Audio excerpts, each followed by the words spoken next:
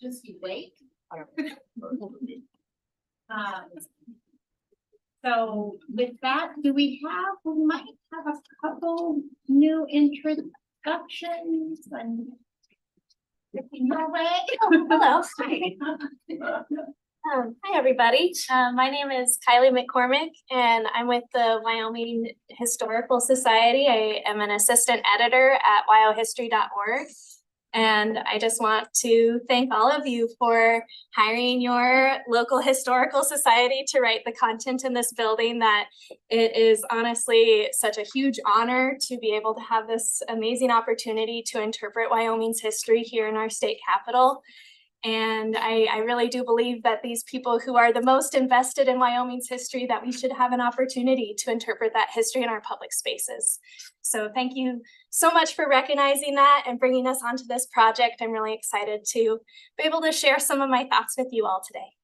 Well, thank you for being here. So all right, so I think we have a fairly full agenda today. Just in case nobody got the memo, we are going to have a working lunch. We're going to work through lunch and end a little bit earlier than originally planned. So with that, Mr. Cook here, any opening thoughts before we dive into the No, Madam Chairman, thank you, and take it away. All right, great. We'll go ahead. Nigel, good to see you. I'll go ahead and turn it over to you for the wayfinding update. Good morning, thank you. Honored to see Landon and everybody. I appreciate the chance to keep moving this forward. It feels, I was talking to Landon earlier, it feels like we can almost touch it now. It's getting closer. In fact, you can touch it. We brought some more print samples that are hanging on the wall. That one's specific to look at type size, but that's something we can talk about. We've got a number of things. It's sort of a grab bag because we're checking things off the list, making sure everybody understands the direction we're going and are comfortable with the choices that have been made. Giving you some updates on how things are progressing on the content front. So we're delighted to have Kylie here with us to help with some of that as well. Really, sorry. Okay. Oh, You got it. sorry again. And then that kind of pretty much covers the stuff we want to talk about. Let me just kind of show you the. Oh. There we go. Some details about some of the exhibit, the wayfinding element, some side updates. We want to look at some graphics that we're going to be using in the Herschel lobbies. So make some choices there. I'll tell you a bit about what the production art process is. That's the next stage we're getting to. Field verification. We came out here, spent some time measuring everything. So we've made some discoveries there. Some exhibit updates, stuff we haven't really looked at in too great a depth up until now, the niches, the architectural exhibit areas on the garden level. Those elements we'll look at.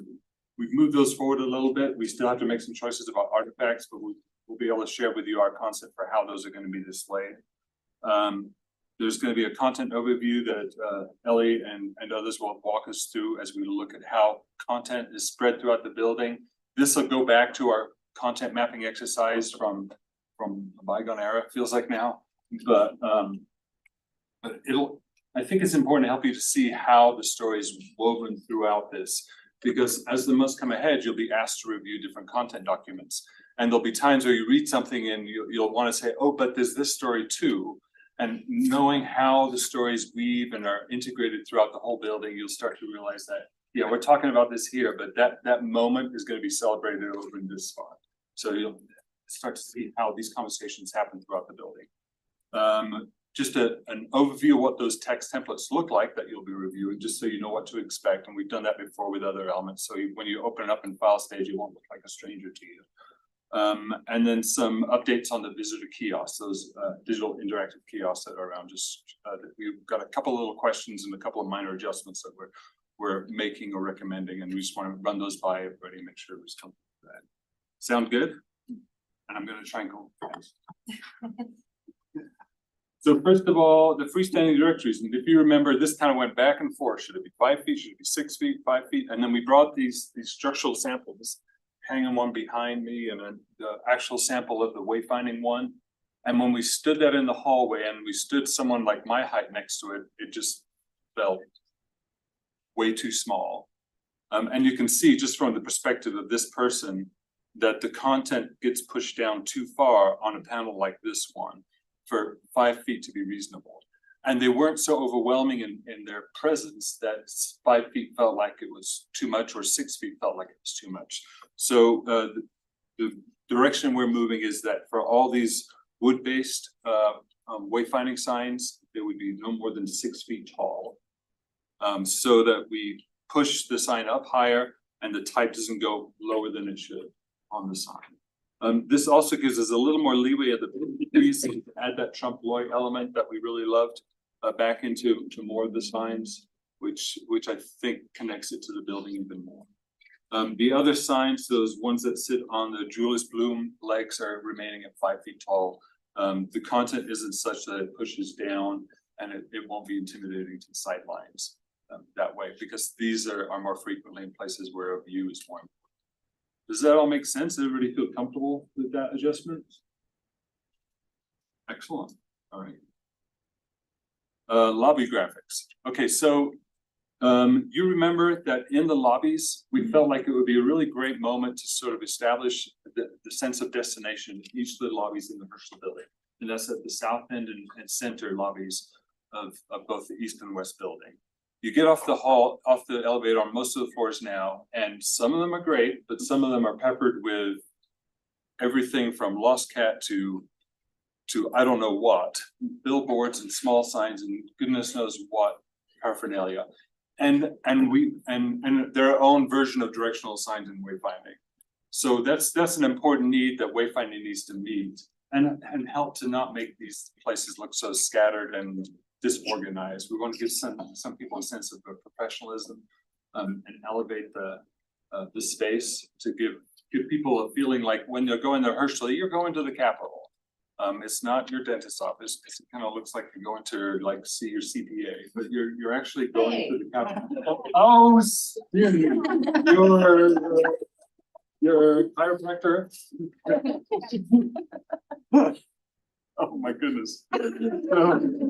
So this is so Brian's going to take over from here. And this is sort of a quick render of what that graphic might look like in those different lobbies. So we've got multiple different options. We could pick one visual and use that in every lobby.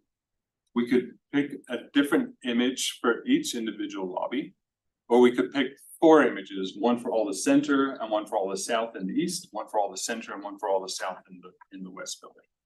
So I've got a collection of images here for us to look through. So I'm really looking for your input, saying, yeah, this is working, this is not working. The goal here is to sort of elevate the experience. So and to give it shelf life. So we don't want images of people. We don't want images that necessarily connect to the particular function of an agency that happens to be on that floor at that particular period of time. Because if that agency moves and you're focusing on kids and now it's department, well, I don't know, some department that doesn't connect with that as well. I almost said auditor, so that would have gone bad. So we're looking for images that kind of represent the Capitol. So we're looking at primarily exterior images. So let me just start walking through those. So we start with sort of big buildingscapes where we focus on the whole building itself. And these are 4 options. We can choose every one of them. We can have up to 20 images, and there's about 30 here. So it's more about what you really don't want to see than what you do want to see. If that makes sense. So let me walk through these, and then we can go back. You'll get a sense of the scope. Does that work for everybody? They're very toned back. We don't want to be like an in-your-face dramatic graphic. We want them to set a mood and a tone and almost feel like a pattern or texture. So that's the approach. Building the building dome, focusing on the dome in different ways. Height crops of the exterior building. I mean, it's hard to go wrong with shots of this building. They're really gorgeous. And some tighter shots of the building. And then we actually looked, more building details. We actually looked at some interior options as well. After this, these are really fine details, which I think are lovely and could be really impactful. And then on the interior side, just picked up some similar sort of details. Maybe the oddball here is looking up at the rotunda.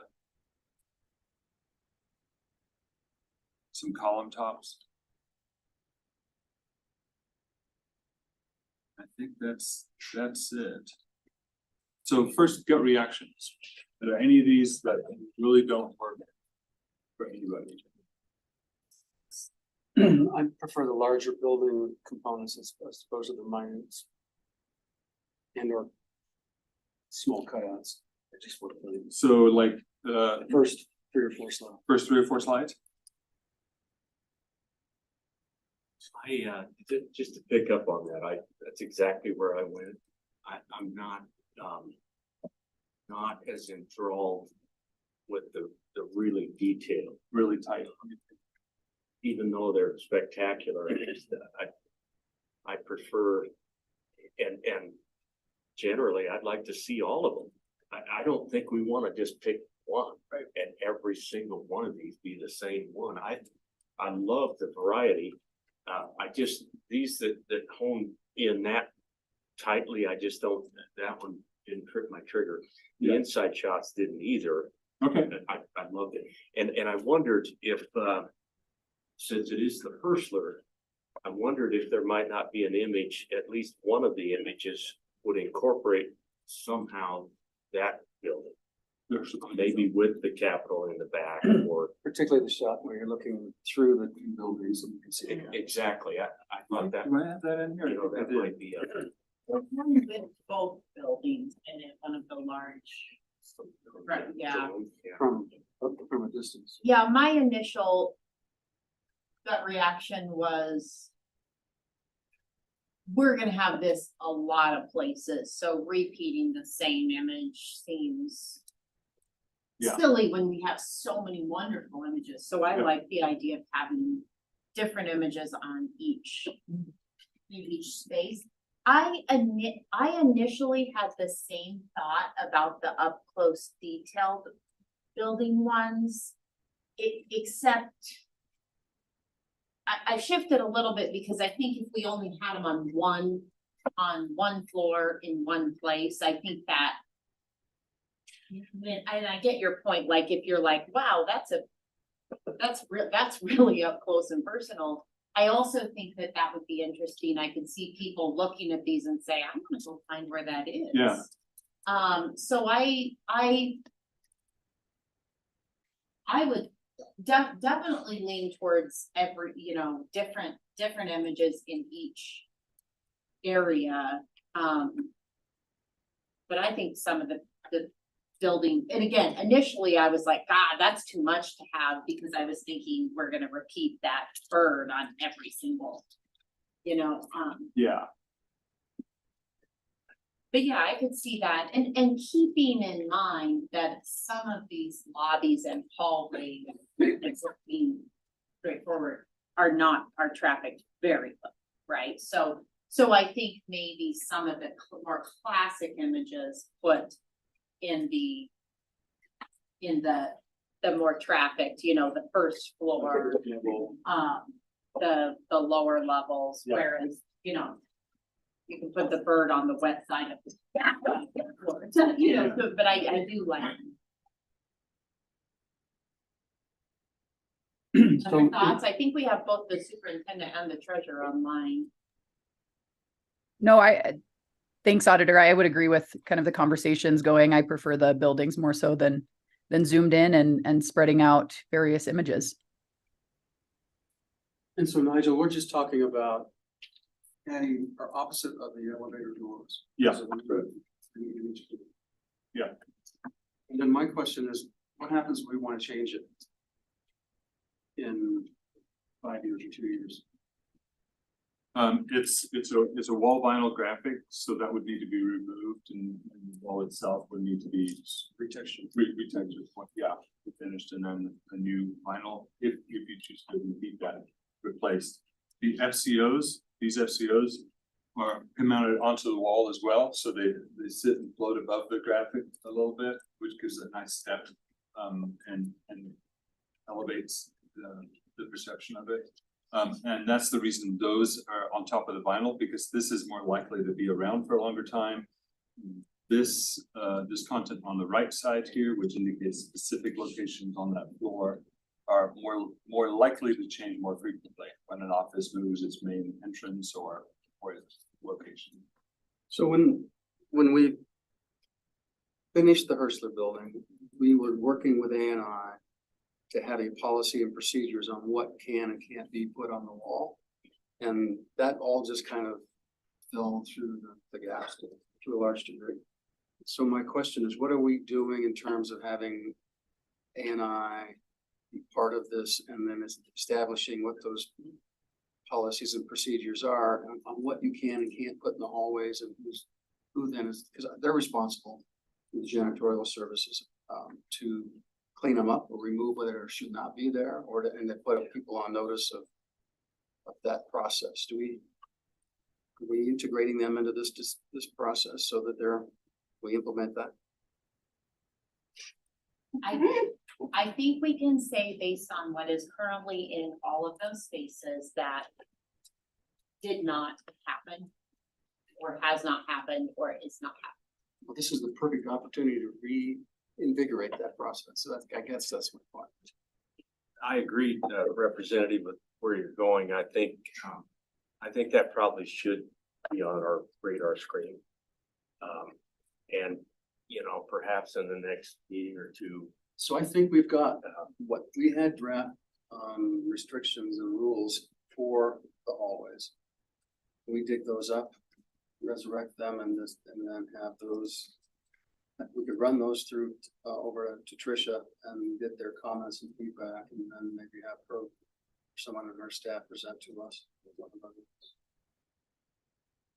I think committee, just with the kind of investment that we're making here, I think we at least need to have that conversation. And I don't mean to step into the executive branch realm, but I think it would be worthwhile for all of the inhabitants of the Hersler building to have that conversation. And I don't think we want a marketplace of postcards, tacked up underneath the Hersler West Center lobby. Well, and that was one concern I had, is, okay, we take all that down to put those up, but what stops from people from putting their bulletin board on top of the vinyl? What do you do when you have 9 new kittens? You gotta put a sign up. Obviously. That's exactly right. That is part of the thinking of putting these up there, is we gave everybody this incredibly large canvas for whatever they wanted on. So now we're sort of Now we're saying, shocked that it's they our put stuff canvas, we're putting this up. Yeah. But Reverend Nichols is right, they're gonna find a way, so establishing right away, this is a real estate, you have to do those things. Mr. Chairman, Madam Co-Chair, I'm Representative Nicholas. Would these policies, and I'm from A&I, would these policies be restricted to the Capitol and Hersler, since A&I is the overseer of other buildings in Cheyenne and throughout the state? So the way that we developed it in the past was, particularly for the Hersler building, other than a couple components, it's all A&I. And we helped them when we built the building, establish what, the textures and what should be happening in those hallways, and just no one's been really adhering to it, particularly after COVID, and just the way things happen. But I just think I actually think the rules and policies are probably already in place, but at least informally they were. So yeah, we just got to get together with the particular grounds people for A&I and Trish and company, and kind of have this discussion. Thank you. I'd make one recommendation.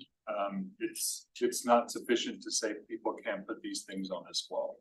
If you go in and provide them a board to hang things on, maybe put it in the break room, which is on a number of different places in the building. So you can't put it here, but we've given you a place to put it. And we've had those discussions as well. Okay.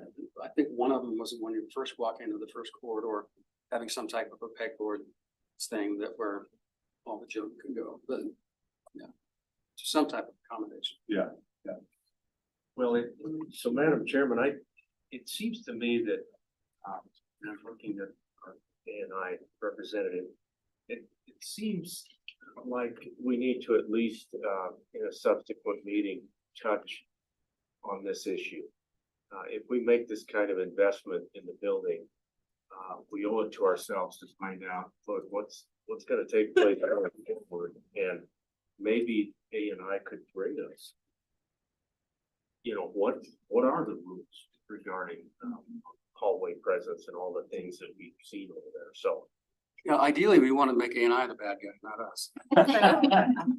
And I guess if their answer is, well, there really isn't any, then that's important to know as well, Right. but, you make a good point. We are focused on the Hirschler building, but for A&I's operations and daily, we can't separate the Emerson from the Hirschler from the Hathaway. I mean, we have you know, it's not, if we're expecting A&I to have or enforce rules on Department of Health employees, they need to sort of be consistent across the board. You know, if we expect success and outcome. So I think that's a fair conversation, but you know. Mr. Chairman, members of the committee, some things to consider is, during the oversight project, we talked about Can you speak up? a building manager position being developed, and that person would oversee kind of the rules and regulations of the space. Well, that position never was funded. And then it kind of became, well, who's gonna enforce the rules and who's gonna be, who's going to be bad cop for lack of better words. And then to your point, it never got done. Additionally, something else we've talked about, a part of this committee is, as a subcommittee, you have approved and recommended that there is nothing affixed to the walls in the Capitol on the second and third floor and on the first floor. So you have provided that action. So I think everybody's on notice that there are some rules in place based on the recommendations from this committee about not affixing things in the Capitol. The other item to consider, and I know we've talked to DI about this, is putting together somewhat of a user manual when everything's done with wayfinding in regards of the naming conventions and making sure that we're all on the same page. All branches are on the same page as far as how we notice meetings, and it's the Capitol extension and this is the Capitol classroom. And so I think that probably goes hand in hand with the user manual of the space and kind of the signage package. So I'm not sure where we left off, but DI developing that. I know Rachel mentioned you guys developed that for some clients. So that in my mind is probably goes hand in hand. Look at this great new space. This is how we about the space, and then also the occupants rules and regulations of the space. Something to consider. Well, we have it's sort of a two-pronged issue. We have the free puppies or the expensive puppies and the food trucks and the things that we know will not go away, right? So we provide, to Nigel's point, it's not realistic to expect those things to not happen. But then there's agency, essentially wayfinding signage, because agencies lived in that building for a year or two and nothing was ever provided, right? So each agency has had to come up with their own signage to literally say, this is the auditor's office. And those are, and I know we've done it, I know the treasurer's done it, and I know the superintendent has done it. Those are all really nicely done. They look super nice. They're all different. So those are, to me, those were separate problems. I mean, and the signage issue is more just a notification. Hey, you don't need this anymore. We're getting you nice consistent signage. Can you move it inside? You know, and hopefully that goes over well. But just knowing that there's a lot of that too, like the homegrown agency signage, which is not offensive, wrong, or unnecessary, it's just not necessary. And that is something we need your help with. It's on DI. Part of what's on DI in installing this new stuff is removing some of the old stuff and need to negotiate some of that. And there may be a desire to keep that sign and use it inside their office somewhere, or because some of them, you're right, are lovely. It should be kept. So when we did the finishes in the hallway, they intentionally did them high-end commercial finishes. And the way it was described to us is that these are not walls to be, where you use as pin cushions, because, I mean, they're hot, they're expensive, they were well done, and they're part of the art, of the design of the building. And so we just try to keep them. Yeah. Well, and I know Nigel's using the term vinyl, but that's kind of a broad term for the adhesive graphic. That can be a very elegant wallpaper-like material that it has a little bit of texture to it. Kind of. Yeah, that's a good point. It's not like the. Just heighten. It's not like a big sticker. Yeah. Yeah, it's not like the sticker you'd see in a college, like sports arena or something like that. We can do a very elegant looking wallpaper. There's different finishes and textures and things like that we can do. So I think more of a wallpaper type applicant with a graphic printed onto that. So Rihanna brought up a good point that we got some rules in place for capital. And it might be, and we certainly want to have a good dialogue with A&I, but it might be that we would want to consider the Capitol Square under similar ruling. Because let's face it, this is all interconnected. And that might be an option for us to look at. It might get us out from underneath 20 other buildings in town that, you know, we're not asking A&I to lower the boom on everything, but maybe just the Hersler. But rather than spelling out the Hersler, we could just consider maybe spelling out Capitol Square. That's a thought. At any rate, I think it's worthy of more conversation to make sure we're comfortable once this all goes up. Better be comfortable with where we. Yeah. So how do you suppose we should best, and I don't think we have anybody from the governor's. Madam Chairman, she'll return in about an hour. Okay.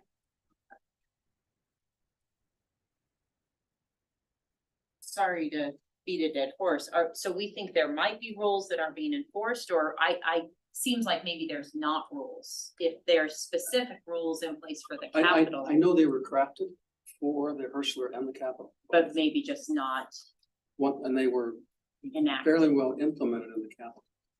They were implemented for a while in Hersler, but they kind of just slowly degraded over time. Particularly on the cubbies upstairs. We said nothing on the windows, nothing on the cubby glass, all that kind of stuff.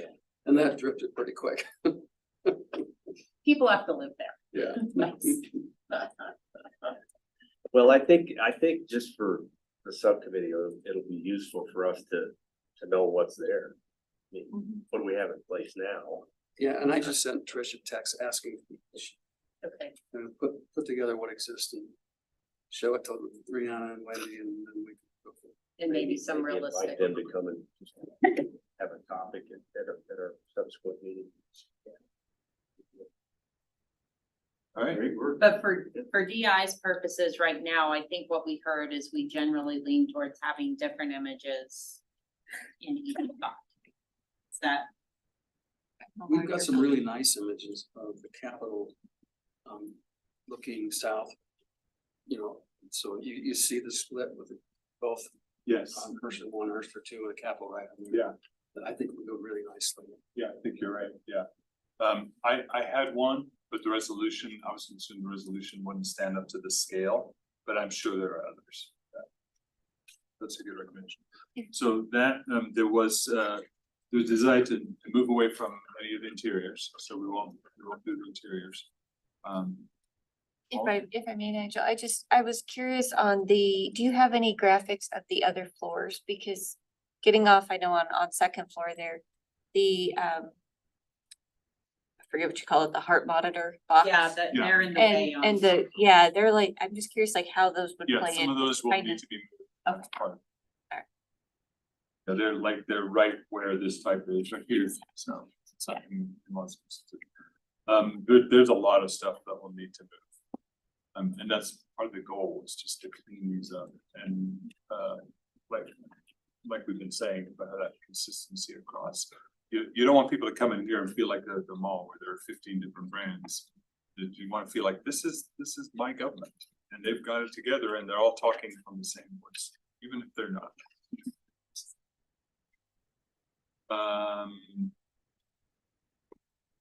Is this level of detail okay?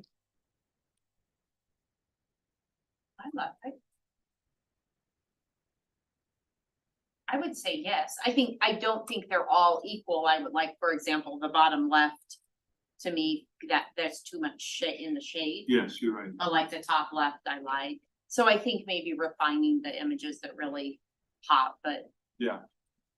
Yeah, and that once we've got these selected, that'll be part of our production process, is to sort of equal out the coloring and the level of contrast so they all have the same sort of tone. These are too detailed, or if they're only gonna show up, once somewhere in all the different spaces. Well, we can have the really detailed ones show up on your floor. yeah, I'll take the bird on. I initially was with Senator Landon saying, too close, but I think in one place on maybe some of the upper floors, they're pretty cool, actually. Yeah, I mean, I could probably live with that. I like the idea of the upper floor with the upper elements too. Yeah. It feels like you're at the top. but not in. This is Suzanne. I just want to say that I really love all of the detail shots. And while I think we can find the balance by using all of the images or many of them in the various places that we have them. But the way that I view the overall images of the building, or that you can go outside or look out the window and see that. But getting a close-up of that column those details are hard to appreciate by just looking at the building. So having extra focus on them, I think, is very nice. If, the selected ones that we might want to use, I'm very supportive of that. Suzanne, I share that as well, because there are, like on this one right here, no one's ever going to see the gorgeous detail that's up in here and the way we'll be able to represent it. Yes. Standing on the street and looking at it. And here you see, wow, there's a craftsman 100-odd years ago went to some great lengths to get that gorgeously done. So. I think it might be nice, as you're developing which images we use where, to have it on a plan, and then like a little thumbnail to show what's going to go where. And I think it was Paula just a minute ago that said having the upper elements on the upper floors. That's a really interesting thought. I like that. So the other issue I have with this little defined elements is, and you have to see that in context, that's the size of the entire wall. And so if it's not very detailed, it'll get fuzzy. And so if the fuzzier it gets, I think the less. Yes, absolutely. The image quality is paramount. Yeah, if you're showing that and it just like a blurred version of whatever that's really is, then you've lost the whole battle. You're right. So we kind of, for the detailed ones, it might be useful to have something that we can look. That's to scale. Yeah, and that's something we would actually do internally when we were selecting these. We would probably, even if it's just 11 by 17 of just a small little part of it, so we can see that it's holding these. That's something we would check. But yeah, It's a great sign for production. Okay, leaving me alone. Okay, I'm getting moved along. Production art process. So this is, but this is more around wayfinding production art. The message schedule is almost complete. And the message schedule for those not familiar with the vernacular is basically all the words that go in all the signs and where those signs go. So it includes a spreadsheet full of all the different messages. It indicates the type of sign that is going on, and then it references an SLP, a sign location plan, that shows you precisely where the sign is. So that's almost complete. The templates for those signs, so the artwork that we provide the production people to create those signs are being worked on. So those can be finalized, which 3 allows us to kick that production team off with that artwork. So they know the exact parameters of a particular sign. They can look at the message, combine that with the sign type and make the 2 things into a real sign. From that, we'll generate graphic proofs, number 4 there, and those will be shared primarily with the core team so they can review it and match back to the message schedule and their expectations and make sure everything's good and satisfactory and approve or make changes. Those will also be shared after that with the subcommittee. So you have a chance if in case there was something you're really worried about that sign down by the restroom and whatever, you want to make sure that it's doing what it should do. Brianna, is that's kind of the process from your side, from the approval process, right?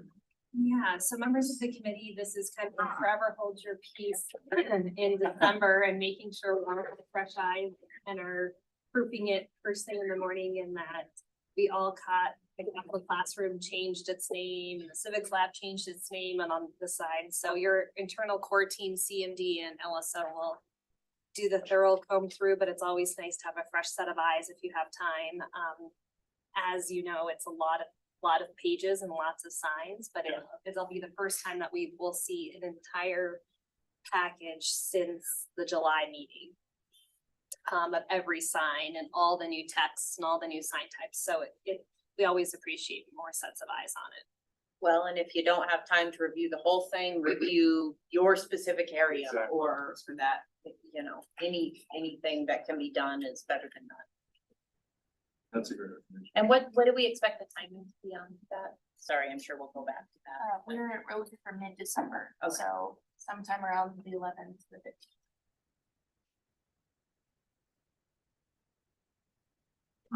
Field verify, just want to report back what we found on our trip around the building a couple of weeks ago.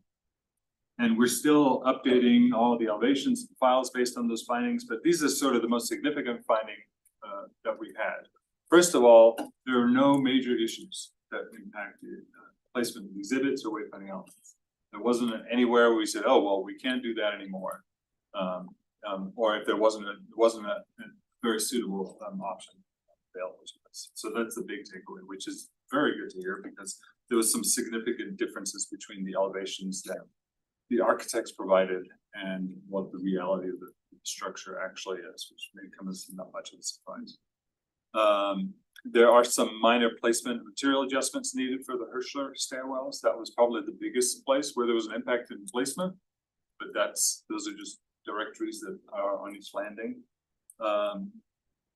All the exhibit and wayfinding elements outside are going to be installed on concrete pads just adjacent to the path. And that's not a problem anywhere. We didn't run into any issues so far as we can tell as yet with like sprinkler systems or there's just something in the way. There was a couple of instances where we had to move a sign from one side of the path to the other side of the path because of an obstacle, but nothing significant. The only thing that's going to be attached on the existing elements are the keep off the skylight signs, which are attaching to the back face of those walls that surround the skylights. There's a couple of power and data access points that we're still inquiring about. One of them is by the docent's office and the other is at this north end of this hallway in the extension here. But we feel confident we'll get to a solution for those. I included in the deck for your perusal everything. There's some very minor things, so I'm not going to go through all this, but just in case you're curious, what else? We talked about it a little bit before, but First of all, it could say keep off skylights. You don't need the. You could just say keep off. Is that what it says? I can't remember what the actual sign says.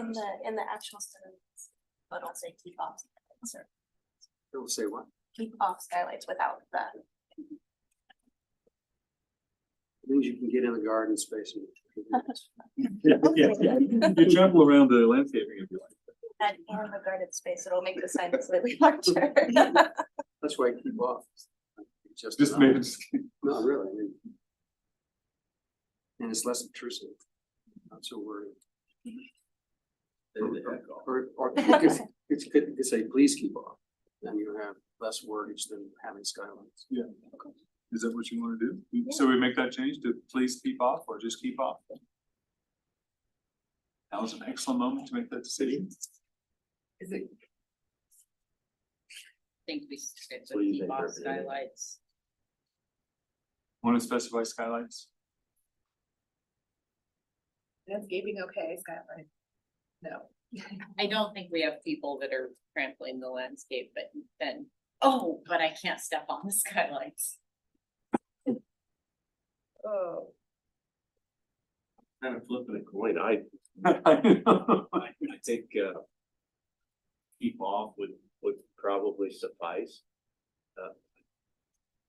I think, identifying the fact that those are skylights Yeah. probably isn't a bad idea, just because.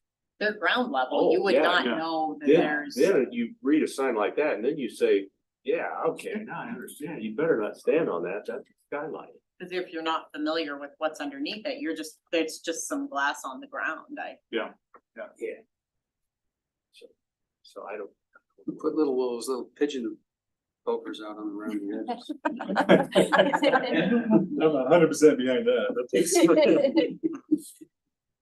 Well, that's, just from my standpoint, it's good news that everything that you kind of pointed toward, looks like it's a good target. Yeah.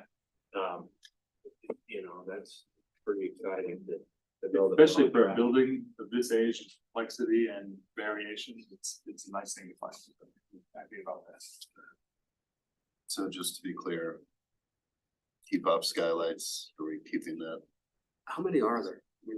I mean, 4, 5. There's one on each side of the longer sides, the ones that are kind of in the open area. There's one adjacent to that facing the building, the last one before the doorway to the building. And then there is one at the front side of the long one between the two Hirschler building entrances. So I There's guess 4, right? Or is there? there's 6. That I'll 1, look up. 2, 3. 1, Yeah. 2, 3, 1. 4, 5. Oh, how many 6. signs? Yeah. Oh, okay, sorry. 6. Yeah. I think we cut them in half from. There's- Yeah. there's- We initially had one on every single side, and I believe we cut that. Yeah, now it's kind of more of any way you can approach them, you will see a sign. I think We're there's not 7. doing like every single side. I think there's 7. There's 7, because there's only 3 sides to the one closest to the Capitol building. The others have 4 sides and we've done 2 on each of those. So if we just playing devil's advocate, if we change those signs to keep off, does that mean you can't sit down there on the concrete wall and visit with somebody for a minute? If you specify the skylights, that means don't get up on here and walk out onto those. I just don't want people to think you can't Yeah, sit down there for a minute. I guess or I would lean be up tempted against to the- attaching the signs to the concrete directly adjacent to the skyline as opposed to the low wall, if that was the language change, you think? Yeah, I personally, I would love to keep them the same. I think staying out of the flower beds is kind of commonsensical, and the calling out the skylights is denoting that this is not something that's like a glass bridge that you're supposed to stand on, you know, as a photo op or something like that. It's very specific. And we're not being mean, we're just being safety conscious. Correct. Oh, that's true. Okay, all right, thank you.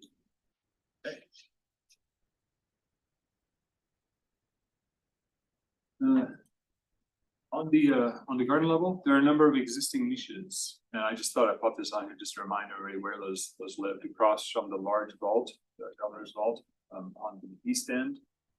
The one of those smaller vaults that are in the heart of the garden level, the two niches next to each other on the west wing, and the niche inside what used to be the caretaker's hallway there. So we've looked at these before, so I wanted to give you a little more detail of where those are going now. So for the pair of niches, they're going to be focusing both primarily on artifacts associated with the original construction and the renovation of the building, highlighting fixtures that are part of that building. On the left side, focusing a lot on the tools that we use to construct the building. And on the right side, actual architectural elements, details that were part of that building. In this, a lot of similar elements are currently in that right side one now, we're working. The whole production and content team is working on what precisely those new artifacts should be. In this rendering, we've suggested a toolbox, which is currently on display in the State Museum. It's a gorgeous toolbox and has some really fascinating tools in it, but it's too big. So when we looked at it yesterday, we realized it's just not going to fit in there appropriately. But we're thinking about different ways to display maybe the tools or some of the tools inside, which I think are fascinating artifacts. We'll work with the content team and the story we're trying to tell there to see if that will work. One change we're making, suggesting today is have a graphic in the background that shows the building itself in this larger vitrine. That would be maybe kind of floating off the back surface slightly, just to give it a little bit of depth, and then connected directly with the elements that we're looking at. So when you see this, you understand that's from way up there, which frankly I thought was from down here somewhere, but it in fact is way up near the top of the dome. And then all these other elements, the columns, where those might have been on the building. So making that connection, I think is a fascinating understanding of the structure of the building. So that's how that would work. We wouldn't need to replace the glass except to get in there. The glass that exists there is perfectly fine. And we would just keep using what's there for the front of that display. Any questions about those two vitrines? Here's a side view, which may not be that helpful, but it gives you a sense of how far these elements kind of protrude into that real estate. They're almost 2 feet deep, so there's a decent amount of space, just not big enough for the toolbox. Nigel, are we still putting lights in these? If there are lights in here, they would need to be battery operated. Based on earlier sojourns down into that area, access to power was problematic. Would there be access if they chose to put battery operated? That's a really good point. We need to look into that because of the way those fronts are done. Thank you for saying that. That's well, yes. We should have meetings like this to think of things like that. That's something we really need to figure out, because we can't do exterior lights because you just bounce off the, well, maybe we'd have to, thank you. Yeah, I have to look into that. There are no lights in it right now.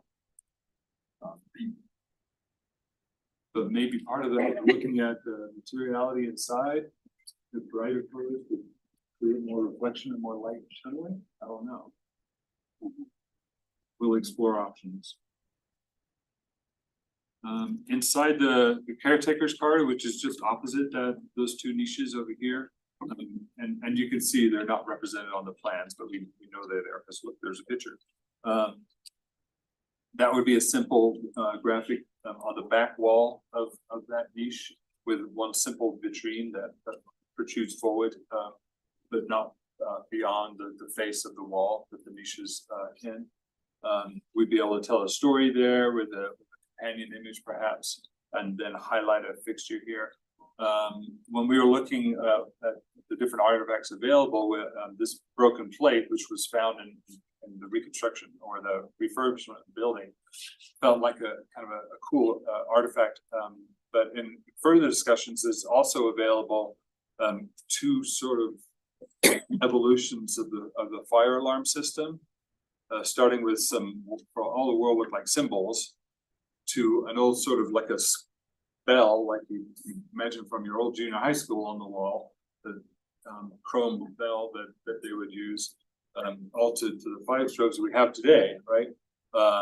So it might be interesting to show that evolution over time of how fire safety was, first of all, a critical reason for why we refurbished this place in the first place. It was a key issue that needed to be resolved, and that's a good sort of representational sort of artifact to tell that story. I like that better than the plate. Yeah. I do too. Yeah.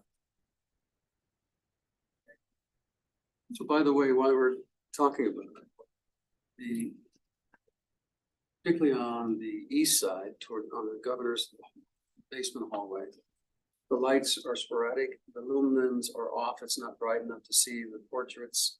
So I think that somehow we need to make sure we address that, so that. Yeah, in fact, that is part of the plan, specifically the portraits. We're adding lighting above the portraits to that be battery operated. Which is, it's not something you have to go in every month and change. You go to, Costco and buy a bunch of fill lights. These have a longer lifespan. And you'll notice that even the lights that go down the hall, they have different types of bulbs in. Yeah, that's a whole other, yeah, absolutely. So we ought to just designate what is needed. So we programmable looms are, yeah. Quality of light, yeah.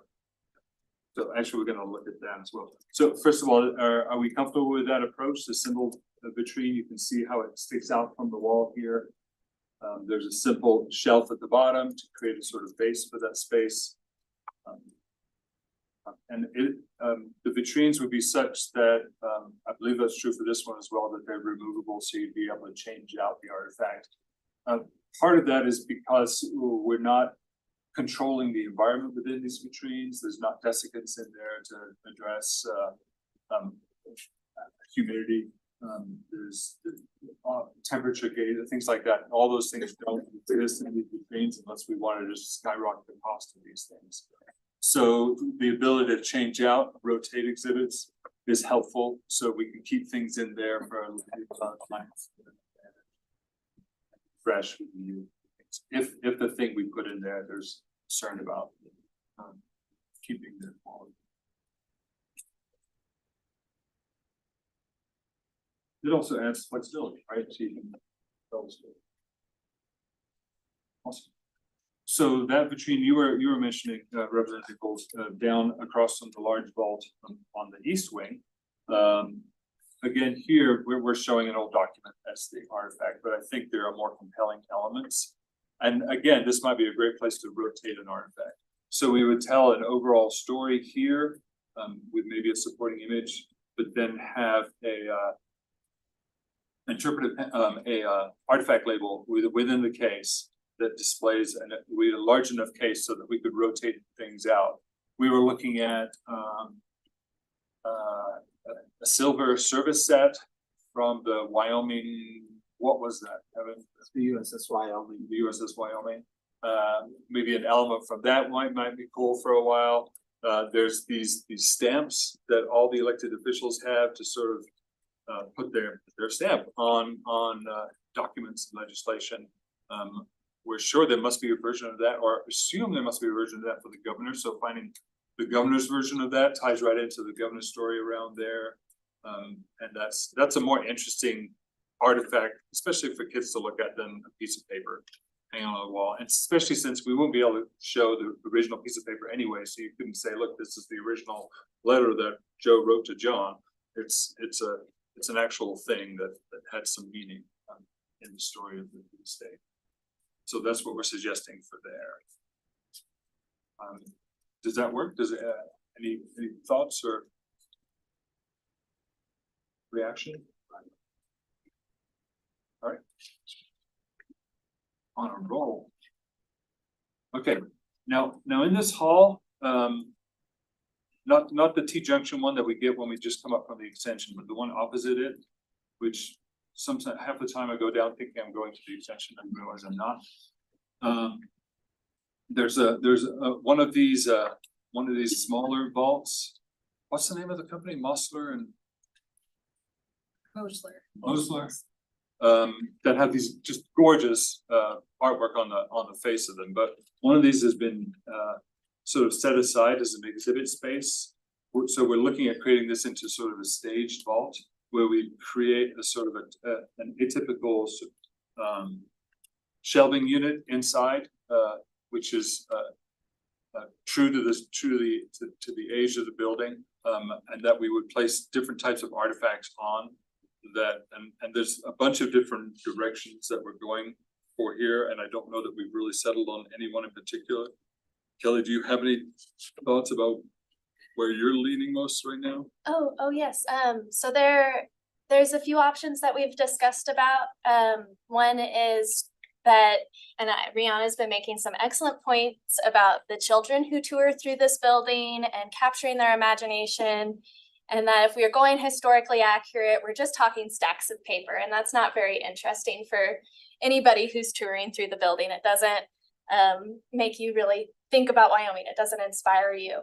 So one of our initial reactions to that was that you imagine gold bars being held in a safe. And to make that historically accurate, we could say this amount of gold is representative of the budget of the state of Wyoming in 1890, when we became a state. But we wouldn't be keeping it in a safe because that money was going to do all of these other functions around Wyoming and what that money was going to in 1890 and how the state spends our budget every year. And that's not just collecting dust in a safe. Another great idea that came from Nigel, I believe, was talking about the treasures of Wyoming, which I really enjoy thinking about those treasures of Wyoming being kept in a safe. And thinking about all of this is a great space where we're going to be having a lot of tourists come in and emphasizing what Wyoming has to offer. So we have some great rock hounding in the state, diamonds, jade, peridot, all kinds of precious gems that you can find in the state that you could also be seeing in a vault, and other ideas of like, what are the real treasures of Wyoming that we could have staged in this vault to inspire people to explore the state further.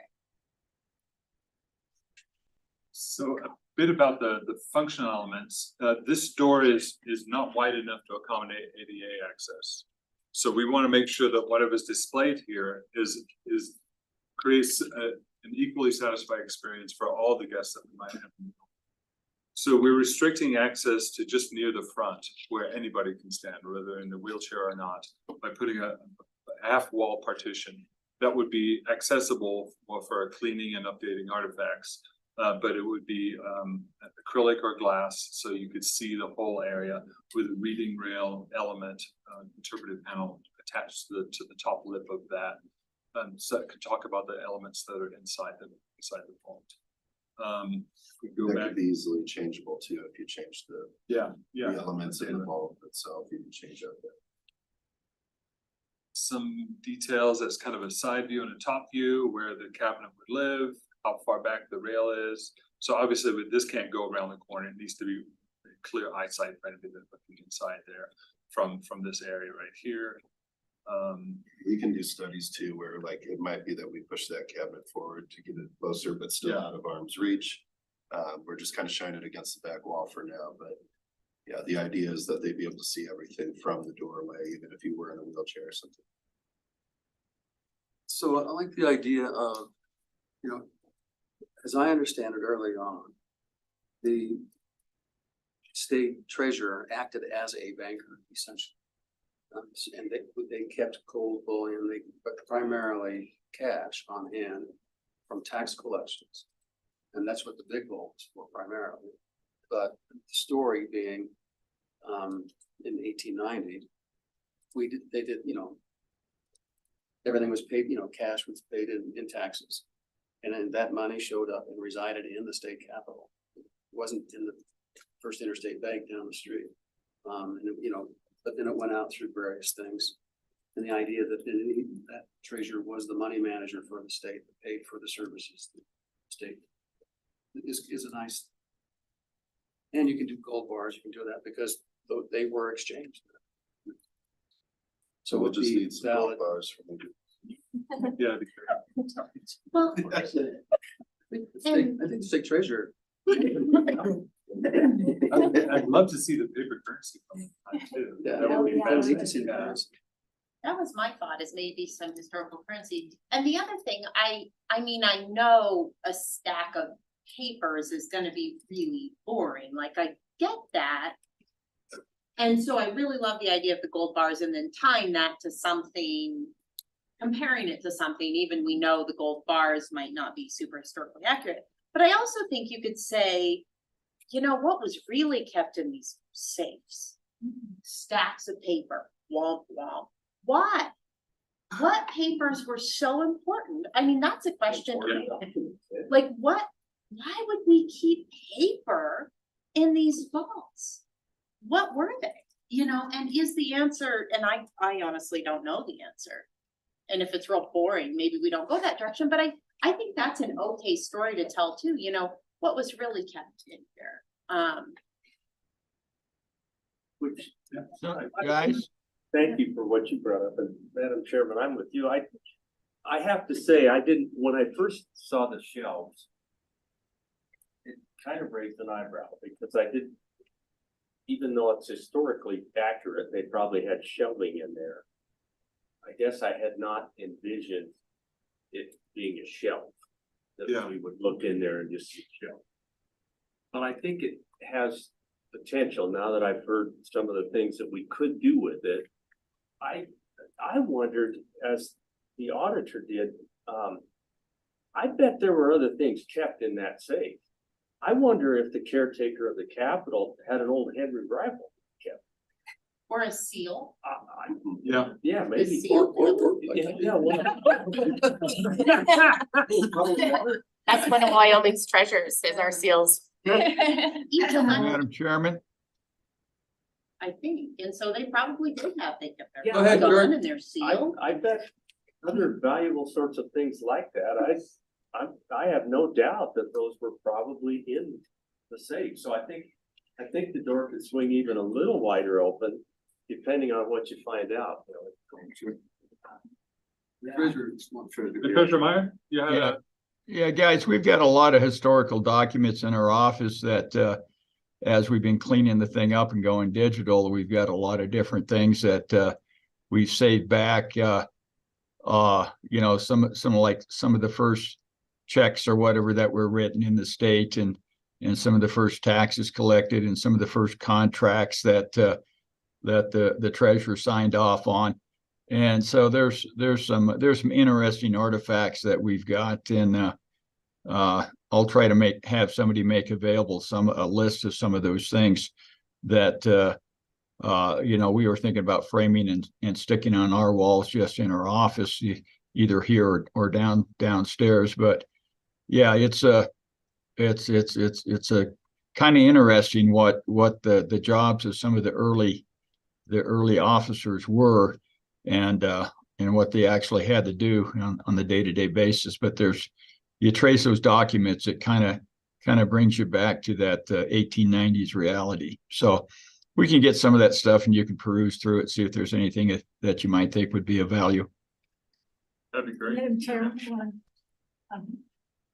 so two things, real estate records, vital, they're still in vaults at OSLI that was important in the Herschler building.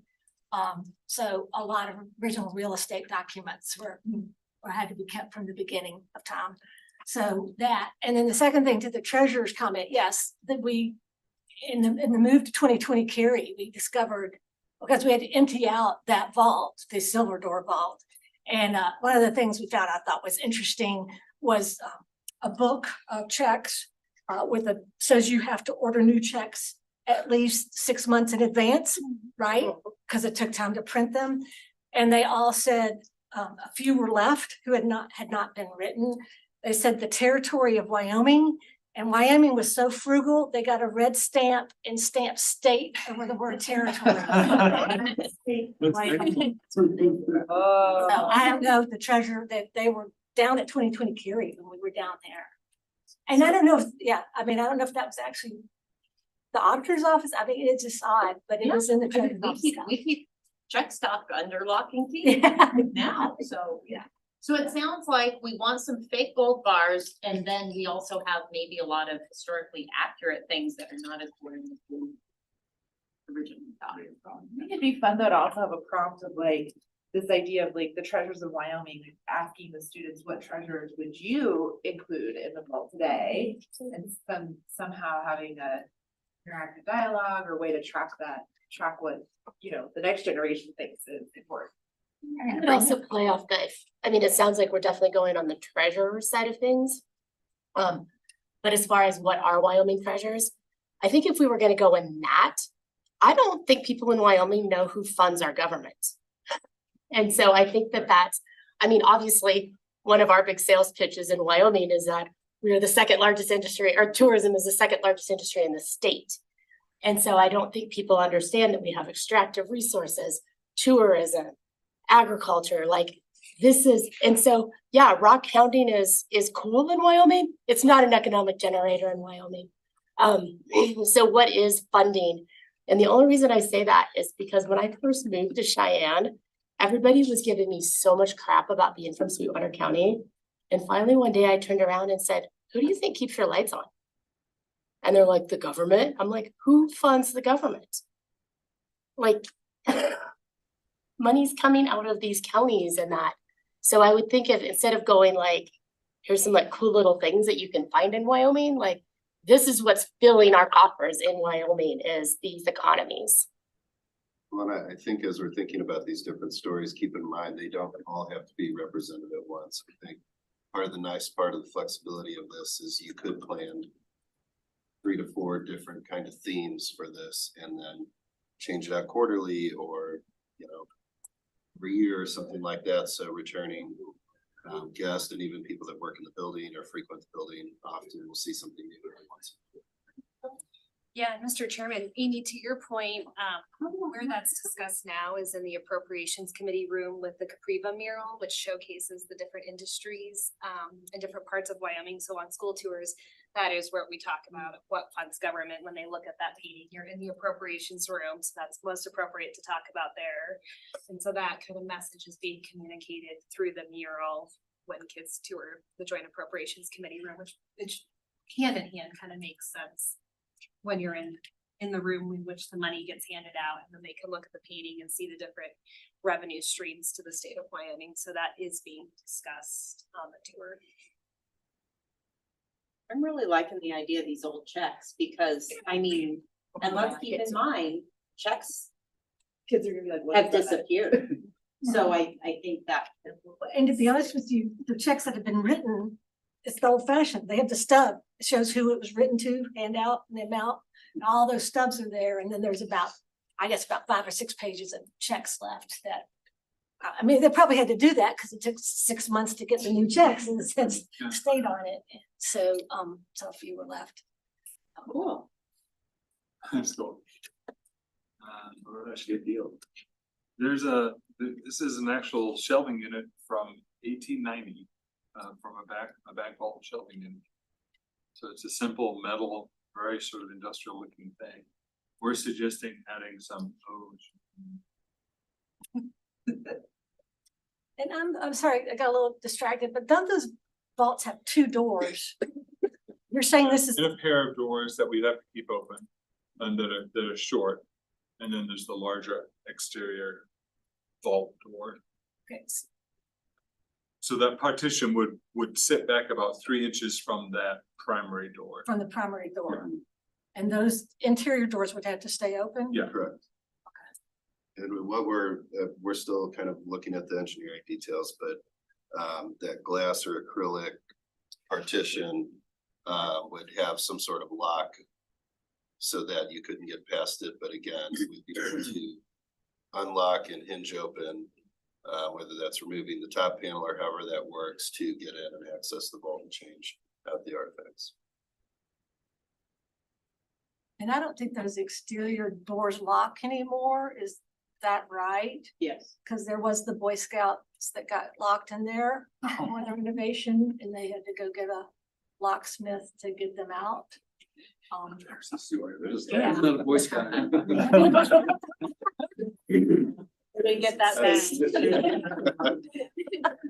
So I just wanted to. Wyoming. I heard the Boy Scout earned a badge for that experience for remaining calm in a crisis. He was locked, two of them between the two doors. They Yeah. were. Oh. So just, I mean, for safety purposes. Yeah. Well, I'm sure that no one is gonna happen in space. There are just as a reminder, there are also two interpretive panels that live right here opposite that entrance. And they're talking more about the vaults and the artwork of the vaults and the restoration of the vaults. Company that provided. There's some beautiful detail on those exterior walls, so we want to pick up on some of that sort of art details on the framing of the shelving. So it wouldn't just be a basic sort of Office Depot kind of shelf. It would feel more apropos to the time. Oh, why are you seeing? Is mine not working anymore? Oh, I lost my connection. I did look into the Mosler Safe Company while he's getting his connection with his screen back. It is hard to find a lot about them unless you're going into the archives, but I did find a couple of online restoration communities who work on restoring like their own little safes because they were also a safe company, that they're not just producing vaults. And it does look like some of those decorative elements get carried in throughout the safe in the restoration community at least. And so it's not totally inaccurate to include some of those finer details on those safe shelves.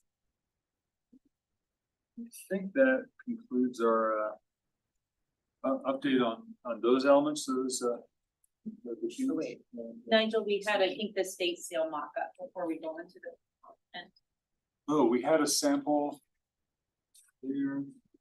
Do we have an update on the cost? But I think that shows up later in here. Do you recall what that was? Sorry, I'm just going off the agenda. Yeah, and you're right, but we had some issues trying to find, I think what we found was that production method was gonna push us 40% over the budget assigned for those elements. So we are needing to understand the file that's available to see what is possible from that file. All of this kind of rides on whether or not we have a good file to work with. It's silly, but we can't take a mold of something because it needs to be that size.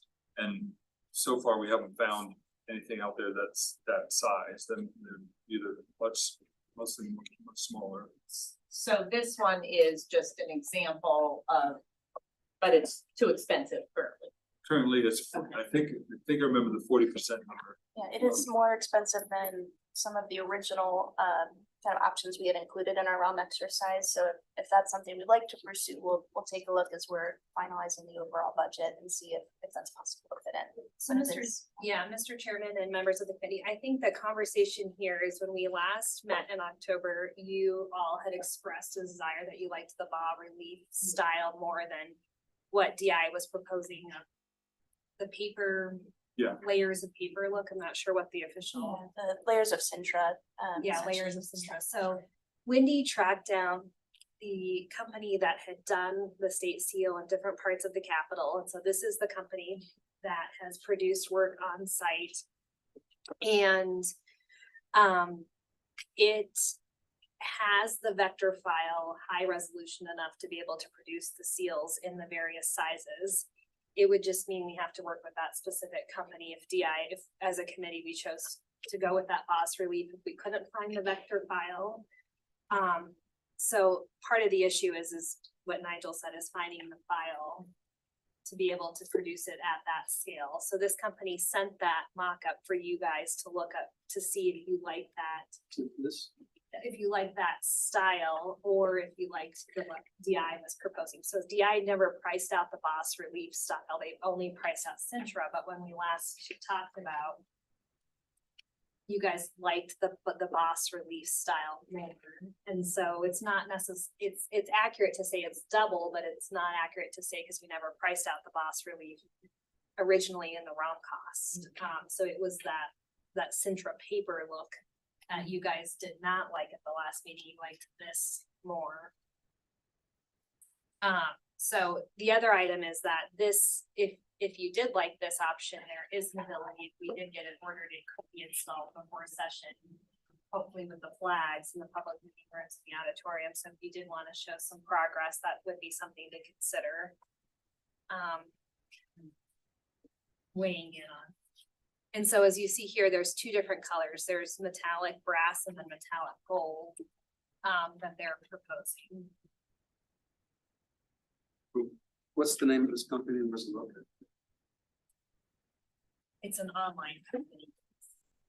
Not exactly for the moment. Trisha, do you know? All signs. All signs, yeah. Let me check that email. So, Madam Chair, just a couple of thoughts to get a little bit of conversation going. Just from my perspective, it feels like what's being sent around seems a little more elevated than just a multiple colored sort of seal, or if you're gonna put the seal up there, it just seems like that's pretty important. To not have it look cheap. Yeah, I think the last thing we wanna do is have that thing look cheap, and you're sitting in a committee meeting discussing making laws for the state of Wyoming. There should be a legitimate state seal up behind that effort, I think. And the other thing, by the way, I'm intrigued and excited that we might even be able to get that work done before the next session. That kind of got my attention, so thank you for that. So I think the decision point, Mr. Chairman, is, do you like this kind of boss relief look, or do you like the central look that DI was originally proposing? So that's one decision point for today. And then two, if you do like the boss relief, is this the only company that can do it and get it installed before session, or are there other companies available? Would be the second. It's kind of a traditional versus contemporary style in what you guys want to go with. During the walk, you expressed more of a desire for this style, not seeing what this would look like up close. So this is an example of that, I think. I like that. My initial impression. So can we just order a sample? So this is the same. We went with that specific company. Yeah, we'll just order one, that's a 3-footer. Have DI look into that. We can certainly do that. The only trade-off then is if you order the one, the lead time is the same, so you would just have the one that's functioning. And so the rest of them would not be able to be installed for the session. That's important. If we get them and don't like them, it's more important than. Was there a preference on the color? Is there, the other thing, are we the only ones that are leaning this way? Because if we are, I certainly want it to be reflected in the subcommittee. I don't. And then of course we've got to pick between gold and Brass. When you look at the metallic golds, complements the colors better in the space. It's slightly darker. The darker. That's the one I lean towards. That's the one I This would one, lean when toward. you take it and put it in the rooms, it complements the finishes a little bit more. And then the other item that Kylie might tell us about is, and we have confirmed that this is the right seal, but Kylie, do you want to explain your research with the state seal? Yes, definitely. I jumped down a rabbit hole in our state symbols. I started researching our state flag in 2016 and have gone into way too much detail on our state seal, and I can tell you that this is not an accurate state seal, that it's missing a very important element, that is part of the actual written law, that the woman is supposed to have broken chains hanging off of her wrists, which is very important because this symbolizes that we are the equality state and that this is the first place in the United States and really around the world where women were breaking free of those laws of coverture and be having our citizenship recognized. And so for me, that's a very significant part of our seal. I look at every state seal that I walk by now, and you can also ask our former Secretary of State and his office that I petitioned them and took them to task. I said that our state symbols are very important, that it reflects our government, it reflects the trust that we have in our government, and that it is, as you were mentioning, Mr. Chairman, very significant that we treat these symbols with the due respect that they deserve, that it is really important, I think. And so we want to make sure we have state seals that are following the written laws that we have. So do we know that this company has the right? Yes, I believe so. I haven't seen the image, but they have assured me that the broken chains are there, which is very important. So we would order one in that size, which goes in the smaller conference rooms, right? In the darker. Is that sort of what you were thinking about? Yeah. And is the thought, Nigel, that these would go in the smaller meeting rooms? Something like that would go in the auditorium, is that? Scale, there's 4 smaller rooms, which, is that where we landed? Where we had the 36-inch and the 4 smaller rooms? The 2 larger, which I can't remember what numbers those are now, but the closest to us here would have the 4-foot one, and then the 4-foot one would also show up in the auditorium. So the 4-foot one seems a little big to me, even in the bigger legislative meeting rooms. It feels like to me that 6 of those would be adequate. So yeah, you had approved that, Mr. Chairman, at your last committee meeting. Well, don't say we. Okay, there was a majority, excuse me, there was a majority of the subcommittee that approved the larger state seal in public meeting room 5 and 6 in the auditorium, and the slightly smaller state seal in public meeting rooms 1 through 4 based on the mock-up size. It looks huge now, but It's- that one looked small. Correct, and we have some photographs if you need to pull those Okay, back good up, enough, I but stand corrected. I'm fine with it. there was a majority Well, taken. it's a good point though, because it will look different with this type of a design versus those. So a larger one may be a lot more shiny. It'll protrude differently and reflect it. So we might want to get a 3-footer and see what it looks like before we finalize the size of for every roof. You know, I kind of like that, Representative. Madam Chairman, I think we, I think getting one, and being somewhat cautious, trumps getting one up by the session. I mean, I'd love to have them up. I think the quicker we can finish our meeting rooms and elevate the atmosphere in there, the better, but we need to get it right too. So maybe getting one of these so we can really get a good look at it. And we may find out that, boy, that doesn't pop the detail like we think it was gonna, or who knows? Yeah, who knows? We get it up, we might say, boy, we want to go back to the other ones. I think the bigger you get it, the more you become critical of it, just because the details are so obvious. You would want to see both a large and a small one in the mock-up so you can compare them rather than. Well, I'm not sure that they're mock-ups. We're I actually. mean, but ordering, I know, but I think for comparison purposes, you might consider ordering One of each. one of each and No, seeing one that of makes sense. each, so you can make a decision rather than speculating if the large one will look, to your Too point, large. too large or not. Let's do them right and order them correctly so that if we like them, we already have 2. And regardless, you'll probably want to go with the 4-foot one in the auditorium. Correct, that's. Just because of the scale of that room, so you have that covered. Okay, yeah, we'll get work on getting one ordered of each size ASAP. I've seen a couple different state seals where they're colored. Whether they're like, the outer band is blue or some other type of.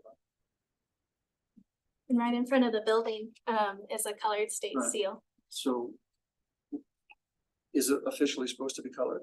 There's nothing in the written law about whether or not it's colored. It's mostly the size that it should be on official documents, and then a description of the image that's supposed to be on the state seal itself.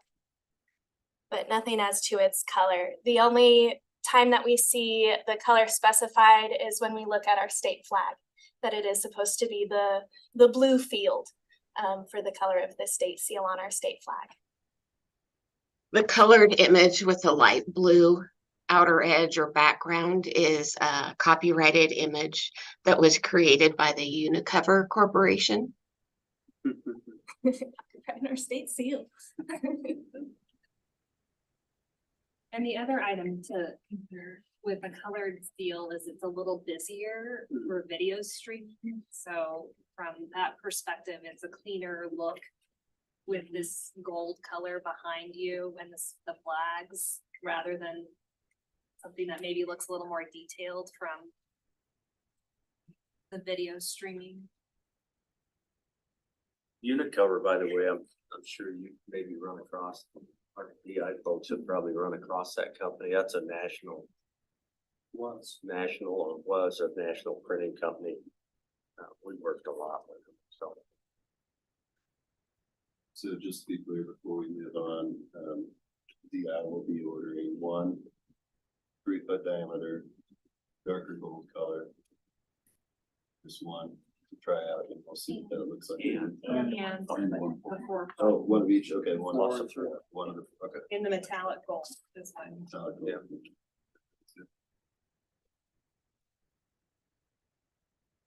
Don't work. And yeah, I think Nigel has a great point. If it doesn't work in the large public meeting room 5 and 6, it will work in the auditorium. Yeah, that's a good thought. Yeah.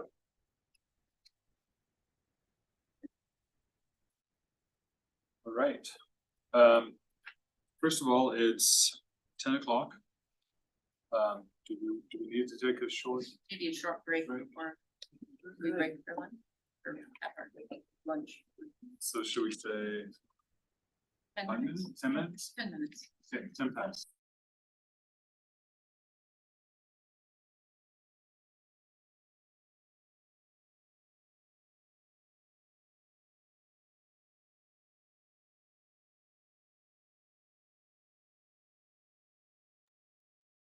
Is that on the agenda for the? I don't think that's on the.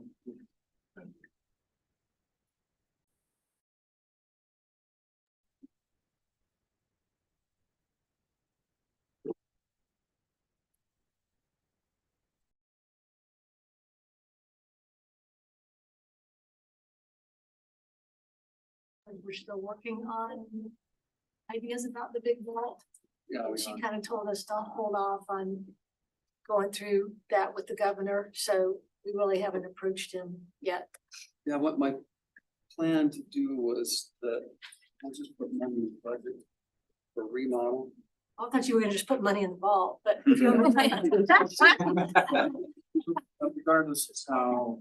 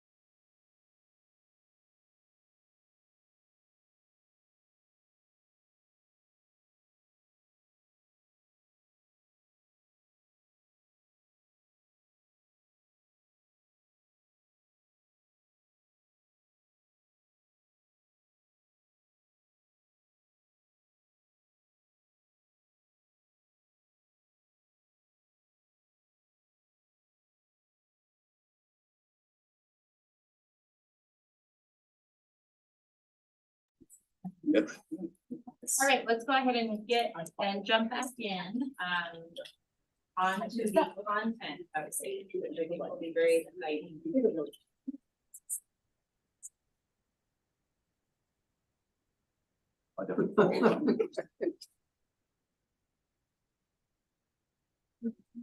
Screen.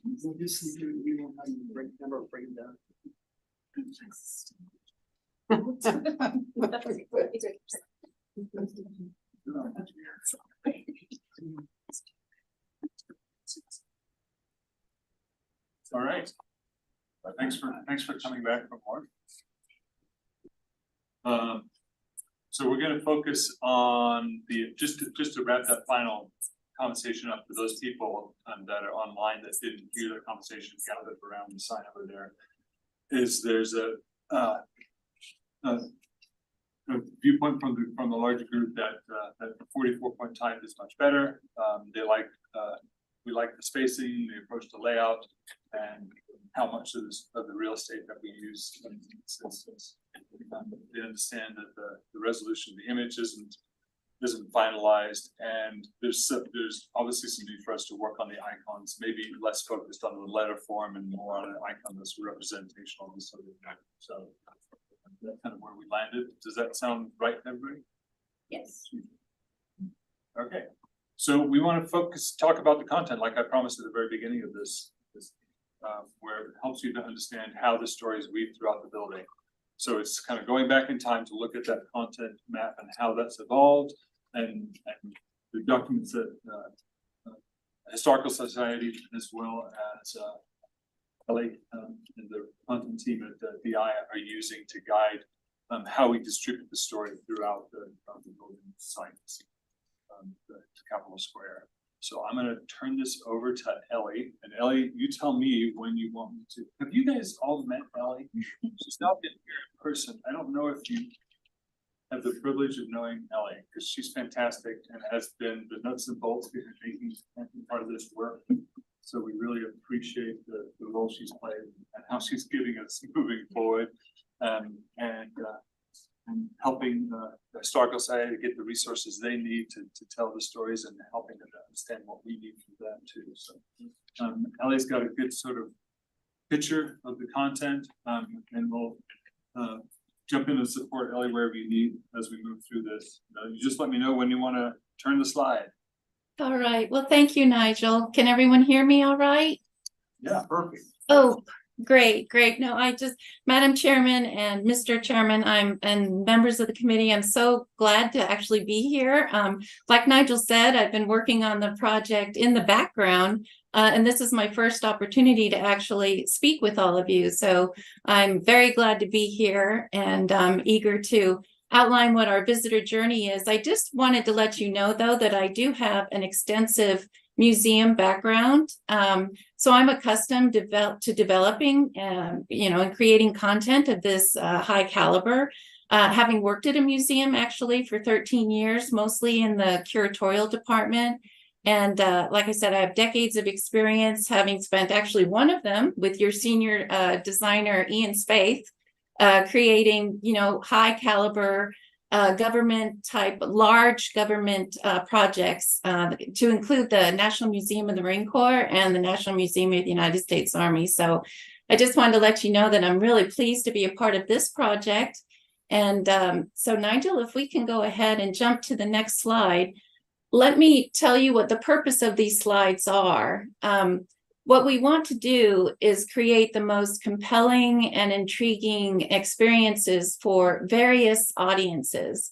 And in order to do that effectively, what we need to do is ensure that the content that we're developing appeals to the general interests of everyone, whether they are interested in art or architecture, the history, the building history, women's suffrage, which Kylie's going to be speaking about later, and then the Constitution, state officials, your government, and then provide that all important, visitor information, tourist information to properly guide your visitors through all of these various experiences. So this is just a snapshot, a current snapshot of how the content is currently distributed throughout all the various experiences in your Capitol complex. We have been directed by your core team to ensure that we are including art and architecture elements in each of the areas. And so this is what is showing you here, how that's distributed. Also, that goes for history and government.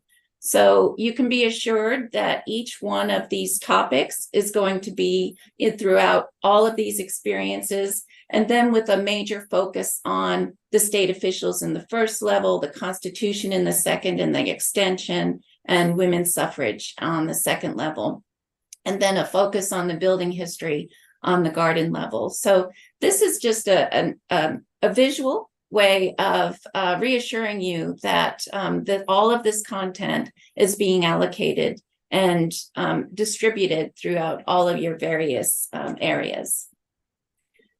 The next slide, Nigel. Now, we don't have to read every single thing here, but this is to ensure that you understand that each of these various topics are going to be included in these areas, and this is how. And this is just touching on some of the broader topics. This does not include every single story that we are going to include. It's just major, it's an overview. It's meant to be an overview for you all to see that, yes, okay, art is going to be addressed in this manner, in this area, architecture, historical, government, and your visitor tourist topics. So that's basically how each of these slides are laid out. I did want to also say that these have been updated very recently and substantially to reflect information that we have received from your core team, specifically outlining how these topics might be distributed in specific panels or in specific digital activations or reader rails. That information has been extremely helpful. And I just wanted to shout out to Wendy, who I hope is feeling better, that we really appreciate getting that very specific guidance to ensure that we are touching on all of the stories that are important to you. So the next slide, this is for the Capitol grounds, that we're going to go by level. This is for the first level. Just to reassure you again that we are addressing art in within the artworks, the portraits, the Potter's Bull, of course, with a photo we're working on is acquiring an image of the governor actually signing in front of the Potter's Bull. And we do have resources to ensure that that happens. Government topics, your state officials, of course, we're writing all about your state officials. And I did want to shout out to Kylie and Tom from the Wyoming Historical Society. I am going to touch on one of the agenda topics right now and that is to specify that our content writing approach has changed to be more informal and engaging. And the reason why Wyoming Historical Society is so appreciated, not only because of their expertise, but their knowledge and the unique Wyoming stories that they can bring to enliven these graphic panels, reader rails, any and all of your interpretive experiences that we're creating for you. We've seen around for the Capitol first level and the grounds come from Wyoming Historical Society, and it's so completely different. It is, I think you all will be pleased when it comes time for you to review the content. If we don't have any questions about the Capitol grounds and the first level, we can move to the second, Nigel. Again, this is where you can see on the right how we're touching on all the topics, and then on the left, it shows you exactly how we intend to do that. Again, please keep in mind, it's not every single story, but it's the highlights, and these highlights have been updated to reflect that latest document that we did receive from your core team outlining the specific history topics, government topics, architecture topics. So this content map has gone through a lot of growth and exploration and refinement. And I believe we are at the point where we are including all of the stories that you all want to tell, and we're distributing them in the most effective manner possible that makes sense for your visitor in order to properly orient them and to properly tell the stories in a given, specific space in the best way possible. So, Madam Chair, before you continue, Ellie, I'll just kind of give a little bit of a refresher to the subcommittee. So you approved this content outline back when the, I'm forgetting their name, HRA, sorry, it's been a moment, when they developed this, and you provided feedback, and it's been iterative.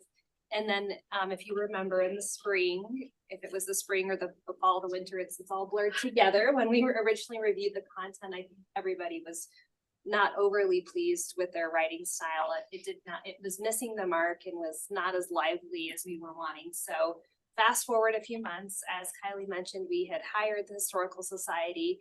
What their first job to do was to review everything that HRA had written and to bring to life other stories that maybe were missing or more important, since they are the content experts in Wyoming. So that's what Kylie and Tom have done so well. So everything you're seeing today is not necessarily new, it's just reorganized or it's been enhanced. So I want to kind of just remind you that nothing has really changed, it's gotten better, for lack of better terms.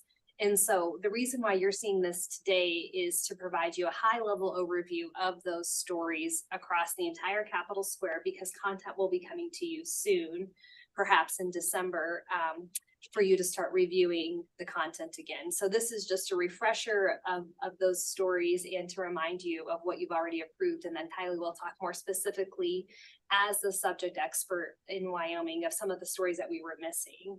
So the purpose of what Ellie's walking you through today is kind of the content map that was already approved by you, but it's enhanced with better stories at a very high level. So that kind of gives you, nothing's changed drastically, it's just been improved.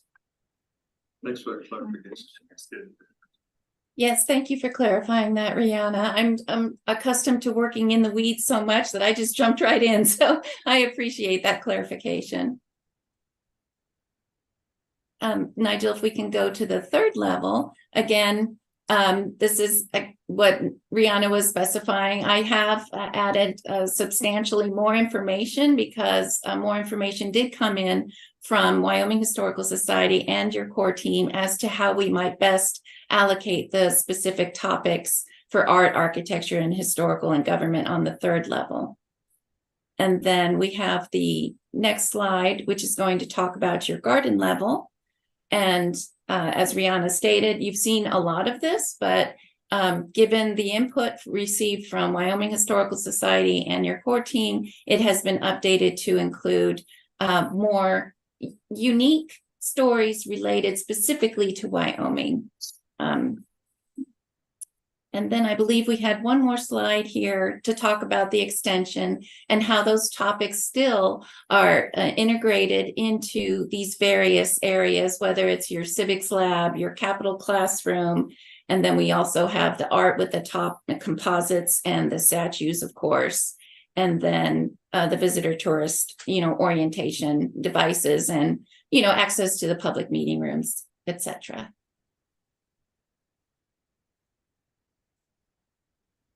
So, sorry. Okay. So if we can hop to the next slide, yes, this is where Kylie gets to jump in and talk about suffrage, which is extremely exciting. Yes, definitely.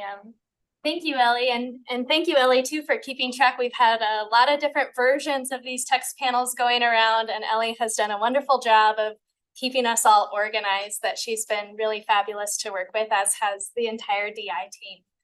I know that Mr. Chairman had mentioned while we were gathered around that sign that sometimes less is more. And I generally do agree with him, but I am here to make a plea to all of you that you might want to, I would hope that you will please consider expanding your the space where we're able to tell this suffrage story. I think that suffrage is an important asset in Wyoming. It is something that we can draw more tourists in to the state, that we are the equality state. And I think that it's also something that can inspire our citizens and help them to see how they too can get involved and to really feel like this story is theirs. We can go on to that next slide if you want. So originally we had 4 panels to tell this story, and or 5 panels technically, and I really enjoyed breaking this story up into those 4 different sections. That first one, 1869, and the introduction of suffrage to the territory. I am delighted to have the opportunity to share my original scholarship on this topic that, as you're familiar with William H. Bright, that he is the man who introduced that bill in 1869. And there has been quite a debate about the woman in the hallway out there, Esther Hobart Morris, the first woman justice of the peace, and just how much influence did she have over William Bright. I have found the smoking gun evidence in 2020, a speech from William Bright that he gave in 1902, where he gives full credit to Esther Morris for introducing him to the topic, educating him on it, and quote unquote, loading him down with suffrage before he went to the legislature. And that's a really short speech that was published in a national suffrage magazine. I do have an image of that speech that I would love to have put on that panel.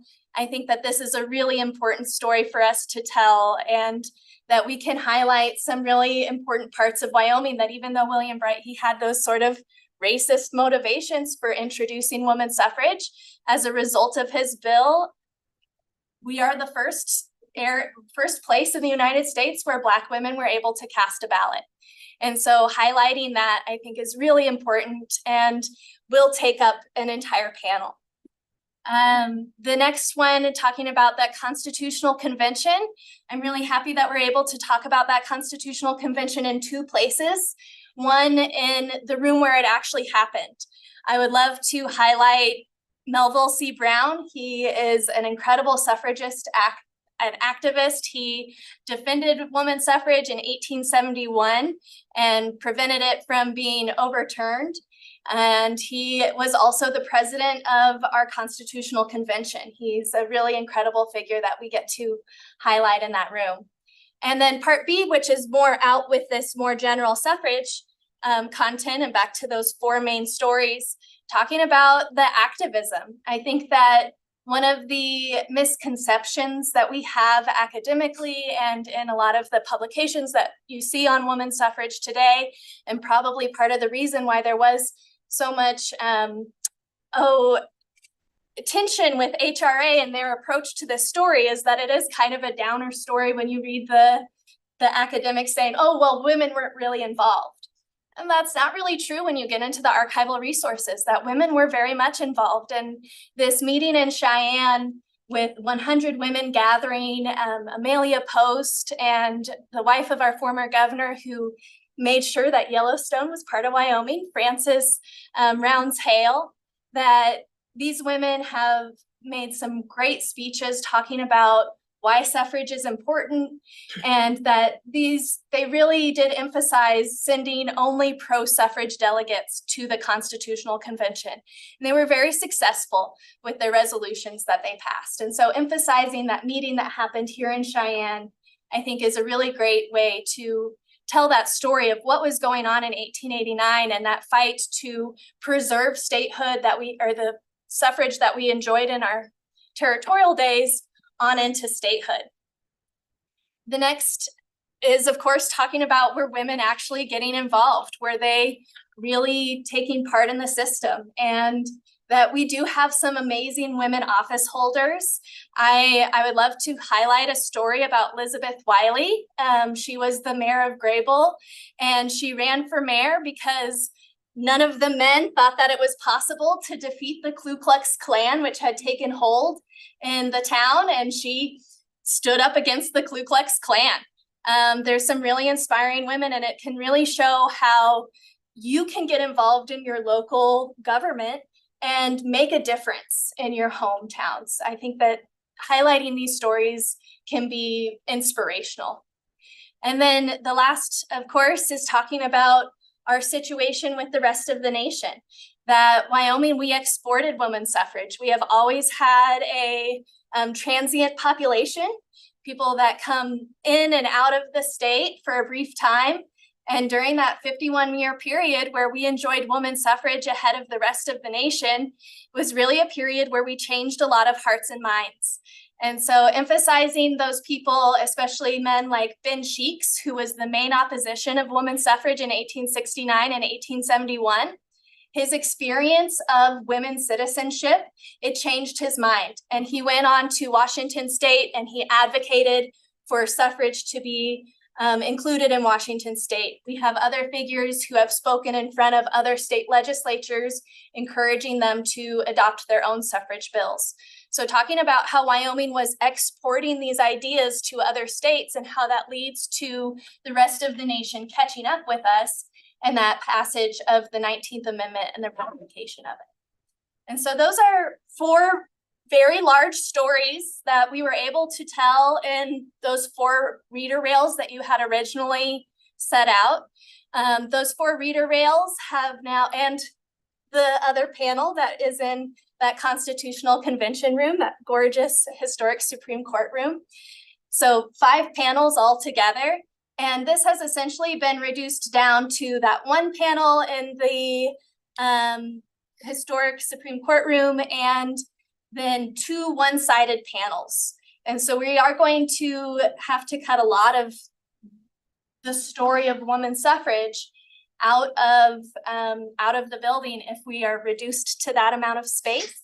So I'm here really to make a plea to all of you to reconsider that decision that you made, or to possibly consider, I think Wendy had mentioned, maybe moving the suffrage story to the 3rd floor and having the reader rails on the 3rd floor, that is still next to that historic Supreme Court. The balcony overlook might be a compromise or something that we can think about, keeping this out of a high traffic area on the 2nd floor and where people like to gather to watch things going on the lobby or events like that, and looking over the rails.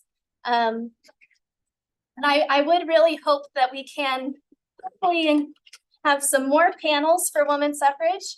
It is, I think, very significant. It's a significant story for this building in particular, because this is the reason why we have a National Historic Landmark, is our suffrage, and in particular that Constitutional Convention, that it is the first written constitution that I can find in my research so far that has an equality clause in it and actually protects the political rights of regardless of race or sex. And that is incredibly significant. That is a story that deserves to be told. I just wanted to point out real quick, Suzanne had raised her hand on Zoom. I don't know if she had a comment about. Suzanne, did you? Sorry, took me a second to unmute. I just wanted to follow up after Kylie. And Kylie, we haven't met yet, but I'm so thrilled for the perspective that you're bringing. So super glad you're on the team. And so if you want to finish up.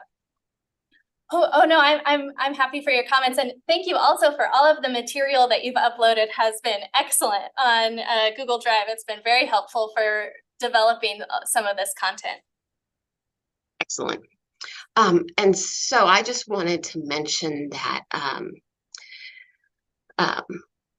I don't know if it's brought forward to this whole group yet, if you have awareness of it or not, but at the last State Building Commission meeting, we brought forward information about the updating of the National Historic Landmark nomination for our building, because since its initial being designated as an NHL in 1987, so much more scholarly work and research has happened in regard to suffrage than we knew in 1987. So the is moving forward to its next step through the Landmarks Committee, which was a panel of a bunch of PhDs. It was really interesting to watch their review of the updated nomination. But again, I want to put extra emphasis on what Kylie just said about how important it is to Wyoming and the building as a National Historic Landmark. And Kylie, have you seen that updated nomination? I have not, but I would love to review it if you wouldn't mind sending it my way. Yep, we will do that. Thank you so much. Yeah. You're welcome. Knowing that it's not final. Thank you. And I think Nigel made a wonderful point during our core meeting that this is the only place where we can tell this story. The story really belongs to Wyoming and it's unique to Wyoming. And that's something really special that I think that we should highlight. We should lean into this. This is something we can inspire our citizens today with, and that we can draw more people, more tourists to the state because of this. Yeah. One other thing that you just said that we really haven't touched on very much is the language in the Constitution. That's absolutely beautiful. While we focus on it and the NHL focuses on suffrage and yes, there was racism and not every woman that needs to be addressed, but they did incorporate the language. That's amazing. And I don't know if there's somewhere we should touch on that or not because of the Debbie Downer side of the story. But that part of the Constitution is just beautiful. So I guess one question as we sort of reconsider our leanings last meeting is, if we chose to move it to the 3rd floor, what are we bumping? Is that where the Four Sisters are interpreted? On the reader rails on the 3rd floor? Yeah, so Madam Chair, to give it context, so when at the October meeting, when you walked around and made the decision to put the 2 additional panels outside of the historic Supreme Court room, we did that without maybe realizing all of the stories because Kylie hadn't written that part of the content yet. So, we're kind of playing catch up. She's writing and we made that decision. So part of the challenge with that space, walking and living in the space, is that really is a pinch point for traffic. When we talked about putting those panels on both sides of the historic Supreme Court room. And the reader rail positions on the west and east side provide a little bit more breathing room. They aren't the pinch points of the rotunda. So that's one thing for you to consider. And that, just as Kylie, when she was going to start to write this story, realized that there wasn't enough space to tell that story, because in that specific area, those panels do have to be one-sided. There's not an option for them to be any other way because of the traffic point in that area. So Kylie came to us and said, it was my understanding that as a subcommittee, you wanted content to drive, should specifically, like in the garden level, should the content drive? Do we have 3 panels affixed to the wall? Do we have 4? If the content is really compelling, you had made a decision as the subcommittee in October to say, yes, we give the Historical Society and DI the ability to increase to panels. So part of that homework, Kylie came to us and she said, there's just these really rich stories. And she was thinking it would be also more compelling for a visitor to have that experience on reader rails as they walked around the rotunda in a cohesive way. So you read one reader rail panel, you go to the next one, and then you walk around and read the others. It feels slightly disjointed if you read a panel outside of the Legislative Service Office about LSO, and then you go across and you read only 2 panels and it's only part of the story. So the consideration for you today is to consider, do you want to put the reader rails back on the 2nd floor? This is the story that would be told today on those reader rail panels on the 2nd floor. So that's option 1 for your consideration. And you guys can discuss that. And if you don't like that, then we can talk about other options and how that can be done in other places in the building. Obviously, from a visitor perspective, it makes probably, and Kylie would probably agree, the pitch for making it closest to the room where it happened makes the most logical sense, but that's for you guys to consider and to discuss today. So if you don't like that option, we can discuss other options about how that story could be told in a similar fashion. So, Madam Chairman, just a couple of things. First, really appreciate so much, Ty. Thank you for all you're doing. And I think we just didn't didn't realize how constricted we would make the space available there. I didn't sense, and maybe the committee can help me with this, I didn't sense that we were carved in stone with the idea of just eliminating reader rails. I think to me, it's not a deal breaker for us to reconsider that at all. And it makes sense to me to be on that second floor. It just does. To put that important story all the way up on that third floor just seems to be tucking it away a little bit.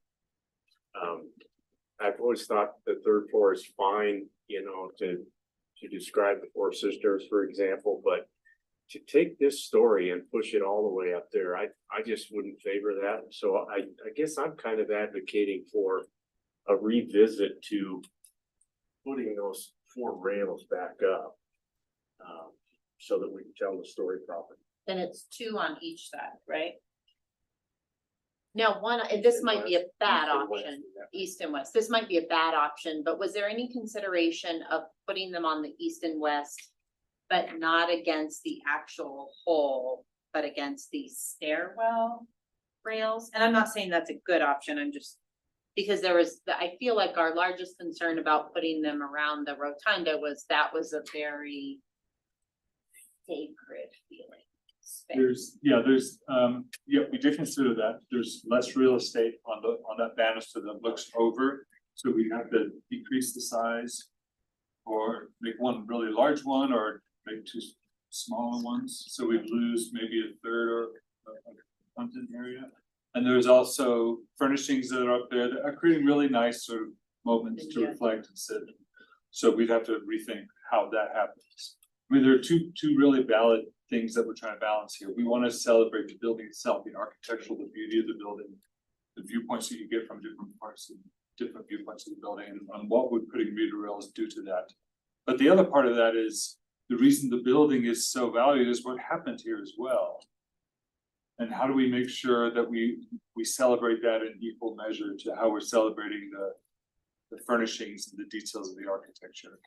And maybe that's where we find the balance, by doing the reader rails, but in a restrained way, like they're designed now, using those dually spoon legs, lowering the height so they don't impose themselves, having the depths and such so you could still stand up against them and look down, having them not cover the full rail from side to side, so there's spots where you can walk right up to the rail, which probably wouldn't want to do anyway because they're so low. But I totally get the balance there, trying to not infringe on the beauty of the building. But we need to celebrate the stories that make the building what it is and what the recognition from the nation. I can tell you from a tourism perspective, when I'm out selling Wyoming, selling group tours, what sets our capital apart from every other capital in the United States is this story. And this is the story that's going to drive the people to come and visit, because 9 times out of 10, when I say, here's what's cool about our capital, this is where women got the right to vote 50 years before, they're like, I had no idea. They didn't realize that was part of Wyoming, or that's where it. And so I think that, I mean, I've been a big proponent the whole time about making sure the story was told, because it's such a crucial part of our story. And again, from a tourism perspective, people don't know, people don't have any idea the significance of that. And that is what makes us different. Otherwise, we're just another capital. I mean, not to discredit our capital, but otherwise, if you're taking a group across the country, our capital is no different than South Dakota, than Montana, and so what sets it apart is we can see where women first got the right to vote. And that's I always think that's a very cool thing to share. Well, and I would guess that, and my concern with the third floor, I think it would work in the third floor as well, but my concern with the third floor is I have a feeling we have a lot of visitors that just don't make it up there. Right. Everybody's gonna make it to the second because they see those stairs, and then, but they get up there and they poke around and we're out of time, or those, those stairs are steep and I don't know where the elevator is, well, hopefully we'll have the elevator wayfinded, but I feel like a lot of visitors, I mean, a lot of people I would think don't make it all the way up there. But I remember just as when it reopened and they did the grand opening, the Office of Tourism was here to help. And I remember how excited I was as a female who grew up in Wyoming to walk into that room. And like, they let me sit at the table and they took a picture, and like you said, being in that room. So I think that there's a lot of pride in that, and there's a lot of reading the story and then entering the room, or being in the room, embracing the story, because it really did change so much for us as women going forward, and it's kind of cool it's here. Yeah, I think that's a great perspective. So if I were to suggest to the committee that we revisit the rails and we would put them on second floor, anyone have any difficulty with that? It just feels like we need to go back to it, and in my mind, I can't pick a better way to do it. Everything that we've sort of considered just doesn't quite measure up So I have to a the couple, magnitude of what this story is. So go ahead. just a couple of thoughts. I mean, these stories are really cool, and I'm not sure that reader rails have sufficient room to tell these stories. Because there's just not that much space. And so, is there another place we could do it? I'm just trying to open up the whole idea. And so, if you take the whole west bottom floor, or the first level, it goes down to the two conference rooms. There's nothing there, and it's gonna want.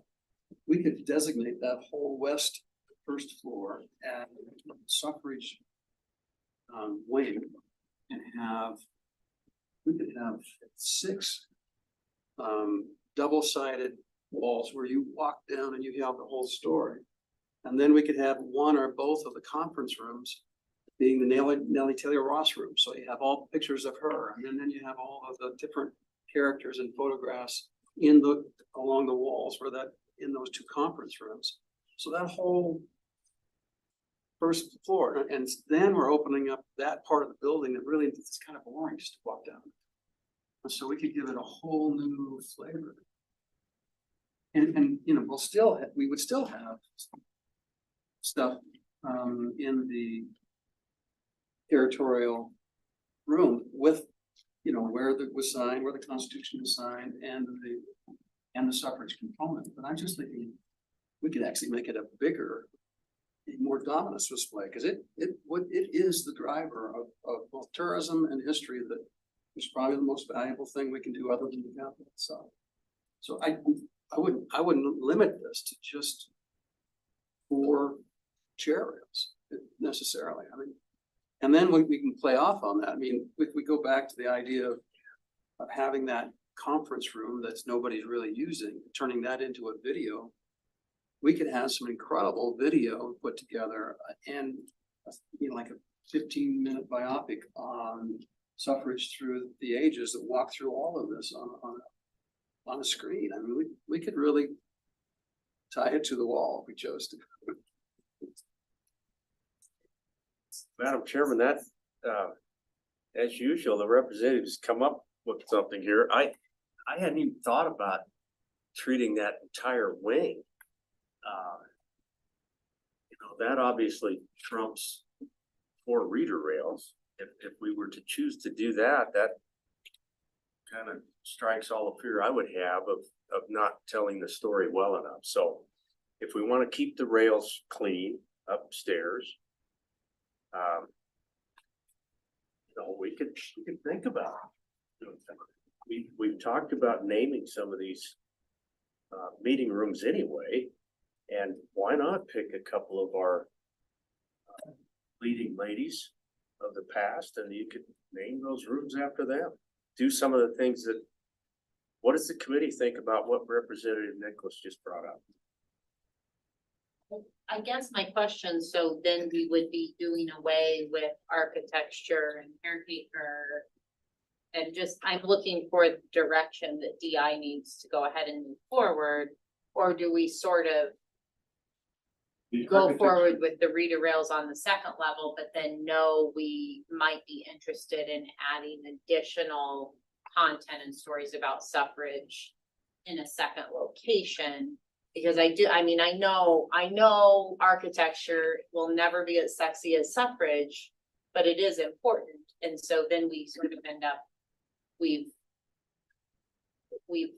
had, and not that we can't redo work that's been done, but like those niches and the stories told in that area. This is on the second floor, not the garden. Oh. Yeah, where the two meeting rooms are down at the end. That Gotcha. hallway where the Attorney General is. That whole hallway, I think the representative is spot on. There's really not much. I just had to walk all the way to one of those rooms to make a phone call, so. Yeah, there's nothing much up there. And I would say for the superintendent's office is right there, and we are highlighting women in history there as well. I think it ties. So it does play into it. I This is realize the- we're. On the slide right now, this is a content that's on the No, first floor. we've just thrown a big wrinkle, into the efforts of DI, but I think it does It's create just an moving pieces on opportunity the board. to think about that. So would you envision mobile panels? So what, maybe 4 large mobile panels? Like to- this, Yeah, exactly. just 1, 2 staggered down the hall. Boom, There's boom, 2 boom. currently there. And then when it comes time to talk about our meeting rooms, we have those 2 rooms that if we want to tie it into the suffrage piece, as Yeah. Representative brought up, We actually have big screens in there already, if we wanted to put content. content that kind of runs, that has to do with suffrage in one of those rooms. Nigel, will you go back to the color coded of like all the levels? Back, okay, thank you. So what we're talking about, committee, you take that little suffrage piece that you see on the second level, a piece of that would stay there because of the Supreme Court room. But we would also shift it to the left and bring some of the suffrage content down onto that first level. With some additional signage. I think in some ways that's kind of nice just because, if it is the most important story we're trying to tell, you're doing it right when they come in and it's right there. And then maybe you're giving them a reason to go further through the building to go see the actual space, That's a good point. Well, I just thought of something, it certainly is accessible too. I mean, it's more accessible than it would be up another level. So these could be double-sided panels, Exactly. so maybe only 2, 2. What's the comparison of a reader rail that you envisioned versus one side of a panel? So as we said, we're all working at the same time in different ways. And so I had already written those 4 reader rails with those 4 stories. And then it came the decision that actually we're going to do two double-sided panels. And we lost a lot of content when we moved to the 2 double-sided panels. And then that came down, actually those double-sided panels are going to need to be single-sided panels, which there's no way to tell those stories in 2 single-sided panels. I'll say that 2 double-sided panels isn't sufficient either, that we're going to lose, I don't know if you're all familiar with Teresa Jenkins, but we lose the profile on Teresa Jenkins. She was one of the 3 women that the president of the National American Woman Suffrage Association, she said that our 3 most important suffragists that she nominated to the National Honor Roll were Esther Hobart Morris, Grace Raymond Hebard, and Teresa Jenkins. And so we're losing some of the profiles on these people when we move to those just 2 double-sided panels. So if we have 4 panels, that's I can tell this story in that amount of words. If we have 6 panels, I could tell a really robust story. Oh, man. Let me say it out loud what I think I understood. Oh, yeah. 4 reader rails on the second floor, we would need about 3 freestanding double-sided panels, or maybe even 4 would be even better. Right, yes. To be comparable in terms of content. Which that is a long hallway, I mean, it's not There are 2 double-sided panels in the hallway. already. In addition to the panel outside the Attorney General's office and the superintendent's office. So that would be, so there's 4. So let me ask you something, well, and I guess I should know this, I mean, they're mobile, Yes. why would I not, why would the auditors want not be? The auditors one is in the more proper rotunda near Okay, your gotcha. main So entrance, it's but the Attorney General has one in superintendent front of their door, and the Superintendent of School has one in front of Okay. their door, because they don't have that little corner entrance like you do. Gotcha. What, remind me, what's in the, territorial Supreme Court? There's the Constitutional Interactive. And then there's a panel that sometimes can live within that room or sometimes just outside the door. And the intent of that one is to tell the story of the historical chamber and the territorial chamber, the historical supervisor territorial chamber, but also to talk briefly about women's suffrage. So that would happen on that panel. It would be much briefer than what we can explore in other panels. We could enrich the suffrage content on the Constitutional Interactive inside the chamber itself. I mean, that can expand exponentially, I suppose, on suffrage there. But it's I like more, that idea, but it doesn't replace. yes. And that is one of the reasons why I focus on MC Brown, because he served in our territorial house. And so we tell that story of the territorial legislature through MC Brown, as well as the Constitutional Convention. And that he's also this leading figure in women's suffrage. And so he hits a lot of those points just with one person, which is great. Committee, I thought of something else. That first floor changed pretty dramatically when we stopped using that entry and exit. I mean, for the most part, those doors aren't open ever. Yeah. So it's not like we're clogging up a pathway that a lot of people are coming and going out of the building, because you don't go out of the building there. I think you can go out, you just can't come in. But yeah, I think we've maybe hit on something that's starting to intrigue me. Yeah, so Mr. Chairman and members of the committee, I think there's a couple options that are on the table, and I just want to label them so we're all on the same page, and correct me if I'm wrong. Option 1, and Kylie, if I'm understanding you correctly, is the 4 reader rails on the second floor is sufficient to tell the 4 stories that you highlighted, correct? That's right. So that's option So 1. before we do that, I'm just gonna, the reader rails are that size, yeah, and she So- wrote it. but I'm looking at that. And so you'll have 4 of those, 1, 2, 3, 4. I'm just going by your content. That looks like the equivalent to 2 reader rails. I'm just looking at number of words and word space.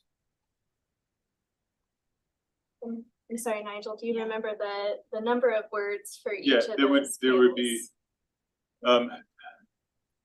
that's just one version of the layout for that panel. There are other versions of that panel that can accommodate much more complicated. So maybe this is like 50 words more than that. But you're right, you can get more on one side of that than you can get on. Well, and if you have photographs on this, your photographs have to be small. Right. With one of these, you could have. Yeah. I mean, it just makes it such a more different type of presentation. Anyway, I just want to. Yeah, I think it sounds like there's support to remove the story from the reader rails and put it on panels on the first floor. Am I hearing and understanding that correctly? And that shows 2 panels that are slated for the first floor west wing would then be repurposed or removed to a different area. And so the first floor west wing would have the have the Attorney General and the suffrage story on the west first floor, on two-sided panels. And superintendent. And superintendent, yes. So when you say the two panels would be removed, what was there? They're like, It is kind of your overview, you're kind of welcome to the people's house. This is what happens here, this is kind of broad strokes, what is government, what are the branches? I mean, a lot of that gets covered in real detail in other places, but assuming maybe a family isn't gonna make it all the way to the civics lab and do the deep dive there.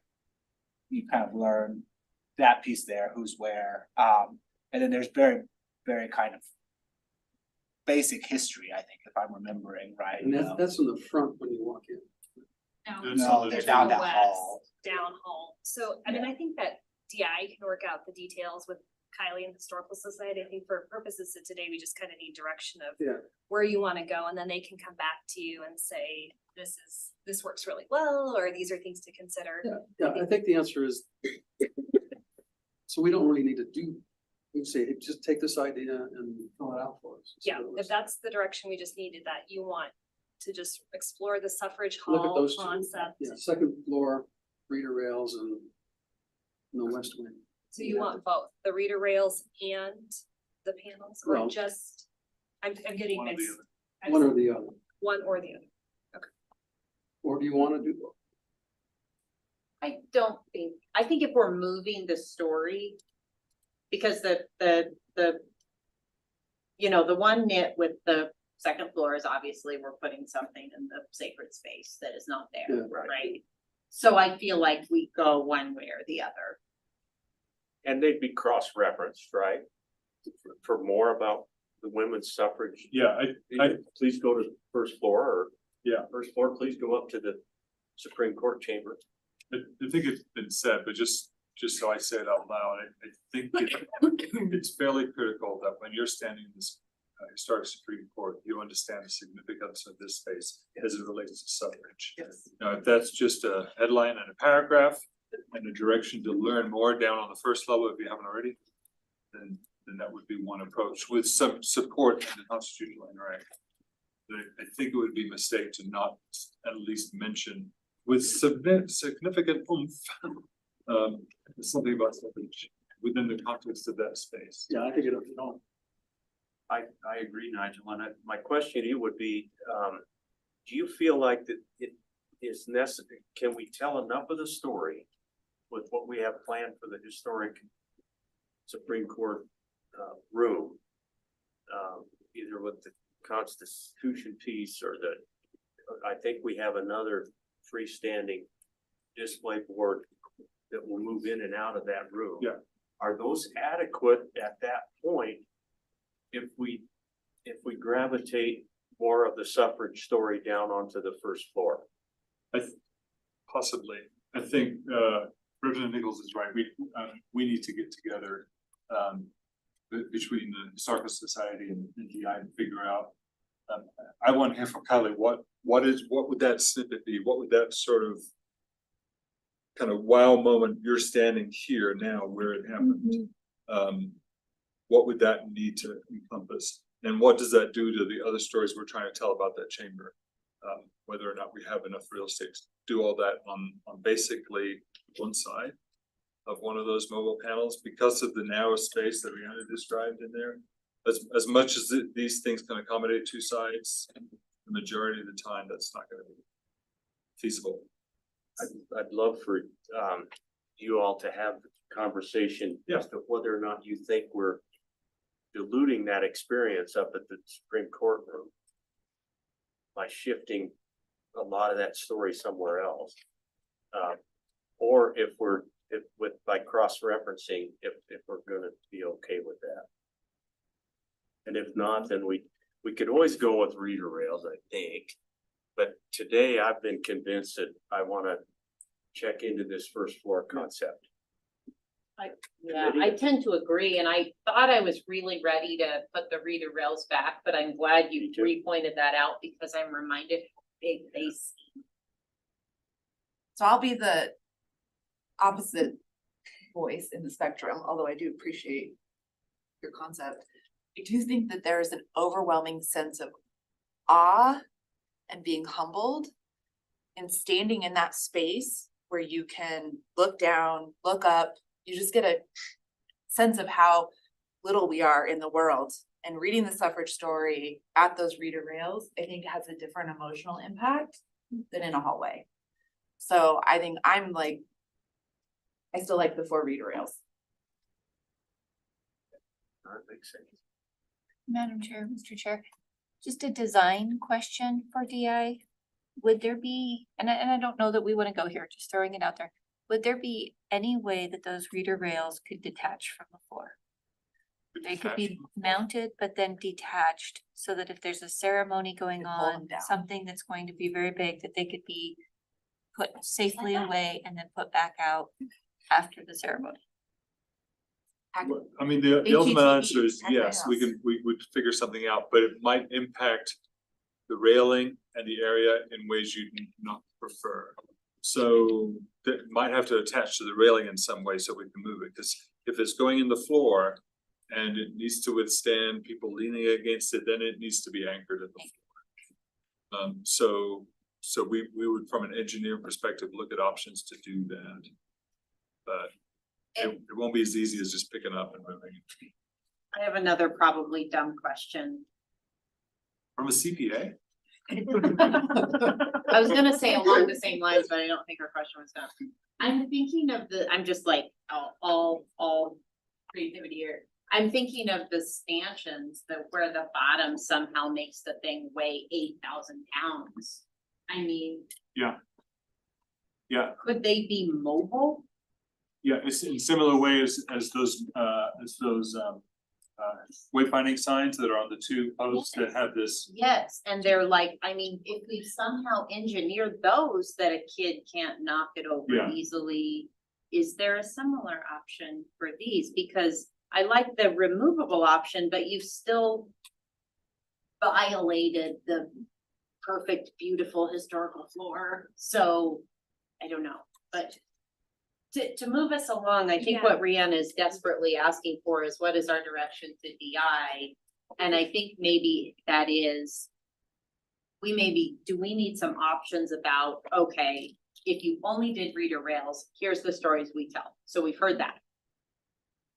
If we did reader rails and 2 double-sided panels on the first floor, what do we get? What have we added? Yeah. Go ahead, is that? I kind of think I think there seems to be support, and correct me if I'm wrong, committee members, there's support for maybe branding the first floor for a suffrage hall, for lack of better terms, and exploring the idea of telling a robust story on X number of panels. There seems to be some support still for keeping that story on a reader rail of some concept. I'm not sure if that's 2, if it's 4, it's movable. I think for the purpose of today, I think we need to give Kylie and Nigel some time to come up with some options for you guys to select at your next meeting and think about. I think there's a lot of great movement and ideas about the first floor. I think there's some great ideas and powerful movement about keeping that somewhat on the second floor. So I think at least what I'm hearing is there seems to be support for both of those, as long as there's more that comes to you once there's time. Does that kind of provide enough overview? I want that exploration of the idea that was brought forth today of utilizing the first floor. I just want that exploration, and I want to learn more about, okay, if we do some of it, what's that going to do for us? I haven't completely given up on the idea that we might want to do the reader rails. So we're not throwing that away. Nope. We're just putting a pause on it for now so that we can examine what if we add to this story. Representative Sherwood brought up a great point. You know, the impact and the atmosphere up there, that's a big deal. I don't want to dilute that, but if we add down below, can we make that even better? You need to go upstairs and see. I don't. Would the committee be willing to, that I can have those drafts of the 4 reader rails for you to review, and I can also draft what it would look like if there were 4 double-sided panels. And then I believe that I already have a first draft of that territorials and the Supreme Court and that Constitutional Convention panel. And I'll revisit that one definitely to add in those breadcrumbs, so you can see 2 versions of that. One without the breadcrumbs, where the story is told just immediately out of the room, and one with the breadcrumbs where it says, go to Suffrage Hall, which I love that name, and read the rest of the story of women's suffrage in Wyoming now that you're here in the room where it happened. And then also on those panels down in that hallway saying, make sure you visit the room where it happened, that this is the place to go. And if you would be willing to review all of that content, it will be a lot of, repetition of like, oh, this is the same story here and here, but just to see which version of that content you prefer might help make that decision as to where you want it to live. So, Kai, thank you for that. I think that's wonderful, and that captures, I think, where I think the committee would like to see that. Please keep in mind that Representative Nicholas brought up something. We've got those 2 meeting rooms down there. And if we wanted to tie those in, what would the possibility be there? If we want that to be part of Suffrage Hall, it has potential as well. So don't forget that.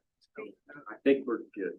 I just wanted to point out real quick, and I was double checking with home base as to kind of reinforce my thoughts, but the weighted reader rails cannot happen before that's allowed.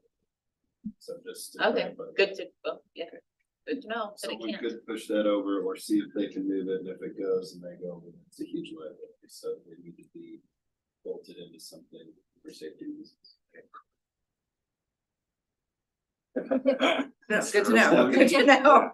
If we worry too much about liability, we'd have to take all the stairways. Sure. I just don't want to add. Add to it. I just don't want to add to it.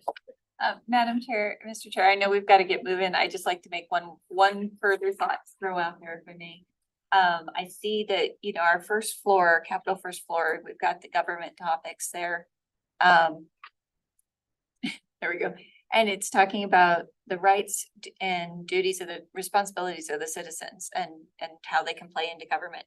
I was just thinking in my mind this whole time we've been talking about suffrage, the kind of some of the back and forth that have come in these conversations about people saying, well, you say either equality state, what about now? What about what's going on now? And I think it's such a good story to show, like, that's why you have to be involved in government. Yes. That's why, that they were involved, and that's why they made this change. So you can sit here and complain now, or you can get involved. And so I think if we did that wing, like, I still think there's such a place for like government in action and showing where it was in action. I think there could be a real tie in that first floor, welcome to the Capitol, here's your government, and then here's a great example of your government. So. There could even be a QR code that shows you ways you could be involved with your government that you might not. The language I was trying to incorporate into that, exactly that, how citizens can participate of, this is, as you walk these historic halls and read these stories, you take ownership of them, and that what can you envision for Wyoming's future?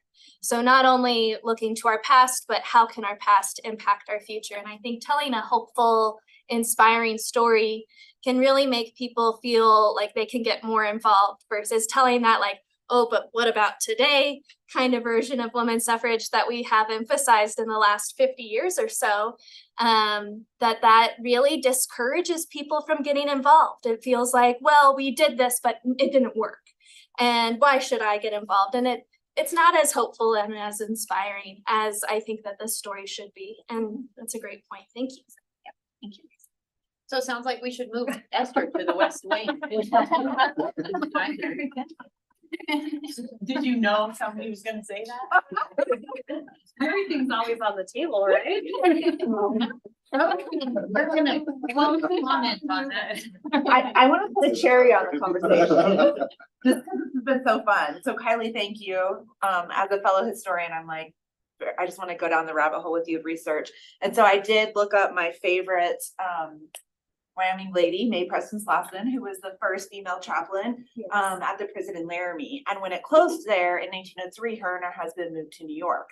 And at a speaking engagement in regards to suffrage, so to speak to we export women's suffrage, right? So here in New York, he is speaking of his wife being entirely unspoiled by having gone through the process of voting and endured the ordeal. In fact, it hasn't hurt any of the women.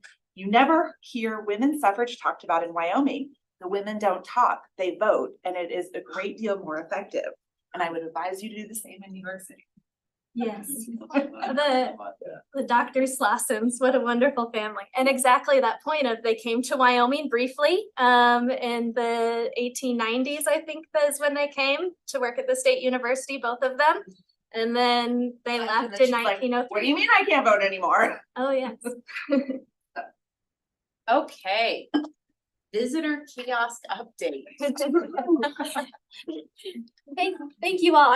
I'm up to the archives, so thank you all so Really much for this appreciate you. meeting. and Really can't wait for you to come appreciate to this every time. single one of our future meetings. Thank you so much. Really Please appreciate and thank you. Really appreciate it all. Tell Tom hi when you talk to him. I will most definitely. He and I were on the Star Tribune years and years ago, we were on the staff together. As budding young journalists, we're not budding anymore. And coming from academia to working for somebody who worked in journalism, I have to say I really appreciate how he believes that you should be paid for your scholarship and your work, which is very important and something that academia is often lacking. Thank you, Tom. Thank you all so much.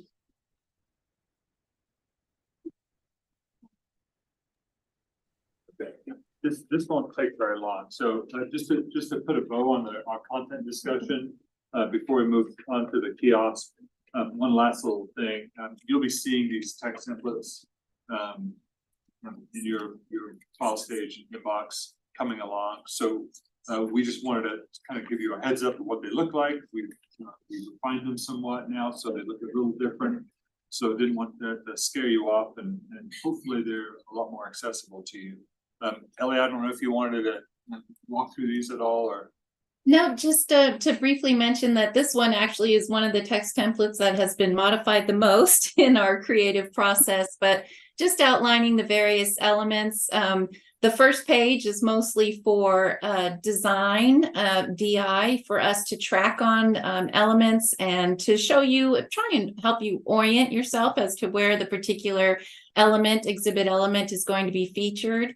And then the rest is pretty clear, cut and dry as to what you're looking at here. As Nigel said, we did simplify these quite a bit and hid a lot of the necessary tracking devices that we will need at DI to use throughout the entire content development and acquisition process, all the way through production art, which we mentioned previously, and then finally fabrication and installation. So these are a lot more simplified. You'll be able to focus on exactly what you need to be looking at, whether it's the image, its caption, credit line, a quote, etc.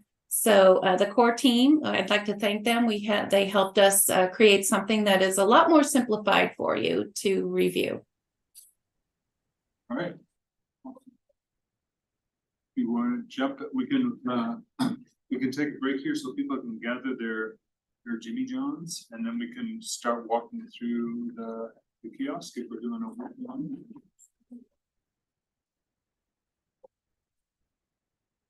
Yeah, I'd say let's go ahead and boogie through this and then have a little break for lunch. Great. And there's not a huge lift here. John, are you with us back up here in the Yes. Awesome. So John's been working with the tech team and the digital experience team on what this is going to shape up as. So between Patrick and John, I think we've got a few questions and refinements that we want to chat with you about. John, if you want to walk through this and just let me know when you want me to jump a slide, you can do that. Yeah, sure. So yeah, as Nigel said, we've got a couple of updates that just require a little bit of feedback from the greater group. Nigel, feel free to jump in as well with anything I'm missing. All right.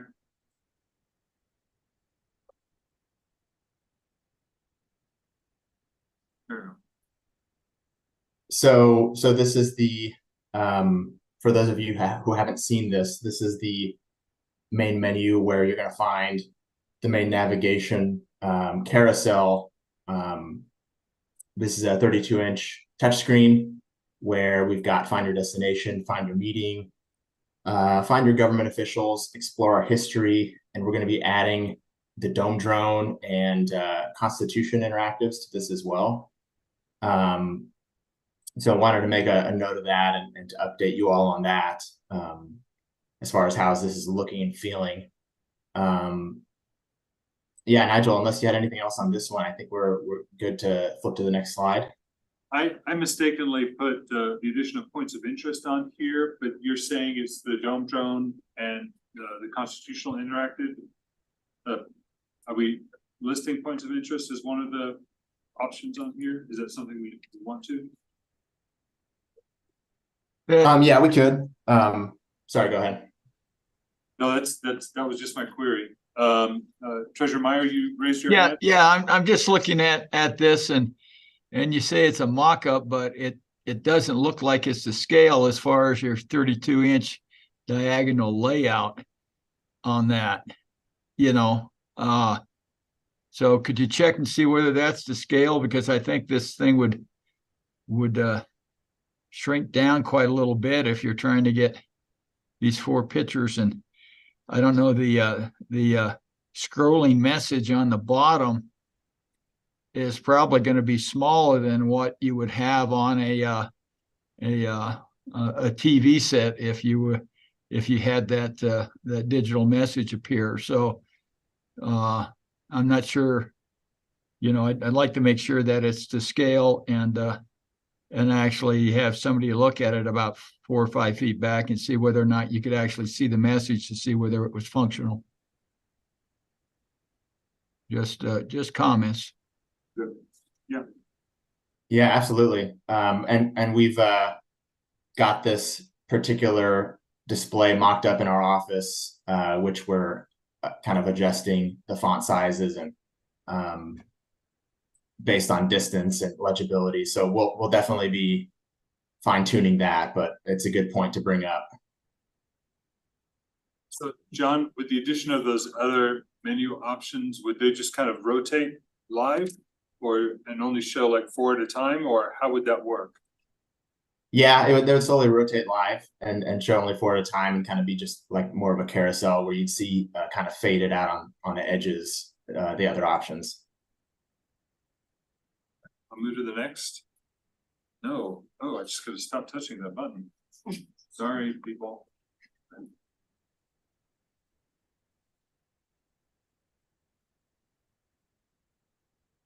Yeah, I do want to point out too with the kiosk, the way it's angled is more a free to approach, and personally kind of almost as you would like an open book on a pedestal. So I don't know if the legibility from 4 foot away is relevant because you actually wouldn't see it.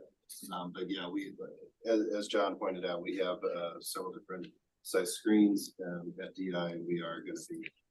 That's one of this is kind of the initial step, and then we'll put that on the live screen and start sizing everything correctly, so for legibility purposes. Yep. So this is an example of the event directory where visitors will be able to see a variety of different meetings that are filterable, and you can dwindle down what you're looking at. There's been discussion about. We always knew that we were going to be including legislative, but now there's been a discussion about opening up what's included here to include executive and possibly other branches or other kind of meeting types. So we wanted to bring that to the attention of the board here and just discuss logistics for doing that, because I think amongst the smaller meetings that we would have with the smaller groups, there was some question as far as feasibility of including the executive branch in something like this as far as pulling data. So there's that question, there's that piece, and then there's also the additions that we've made to add a little bit more detail to this menu, to this screen. We previously had just legislative, like I said, but we've added kind of a tab for switching from legislative to executive. And then we've also added some detail in the form of this room location where visitors can tap on that, and then it'll take you to the map to show you exactly where that meeting or that event is. And then we've also added additional detail here for the status of that, whether it's adjourned or in recess or what have you. But the main point of interest here is the executive branch being added to that directory and the logistics behind that. And just to clarify a little further, that distinction between legislative and executive may not be important for the audience. It might be important from the internal audience that they're able to add meetings from the executive branch or legislative branch or whoever to this for viewable. So it may just, we don't necessarily need the public to pick legislative or executive. And you tell us. That was a concern that came up from the core group, that maybe that distinction on the left, top left there isn't important from a public perspective, because they may not know, is this an executive or is this a legislative meeting? I don't know, it's just a meeting. Yeah, so Mr. Chairman and members of the committee, so the vision has always been to include all meetings in the Capitol Square. It's a logistic question on the back end from a calendaring function of making sure we have the right content management system or calendaring system so that all calendars, we have one master calendar for the Capitol Square that Lori can access, I can access, the governor's office, anybody can access it, you can access it.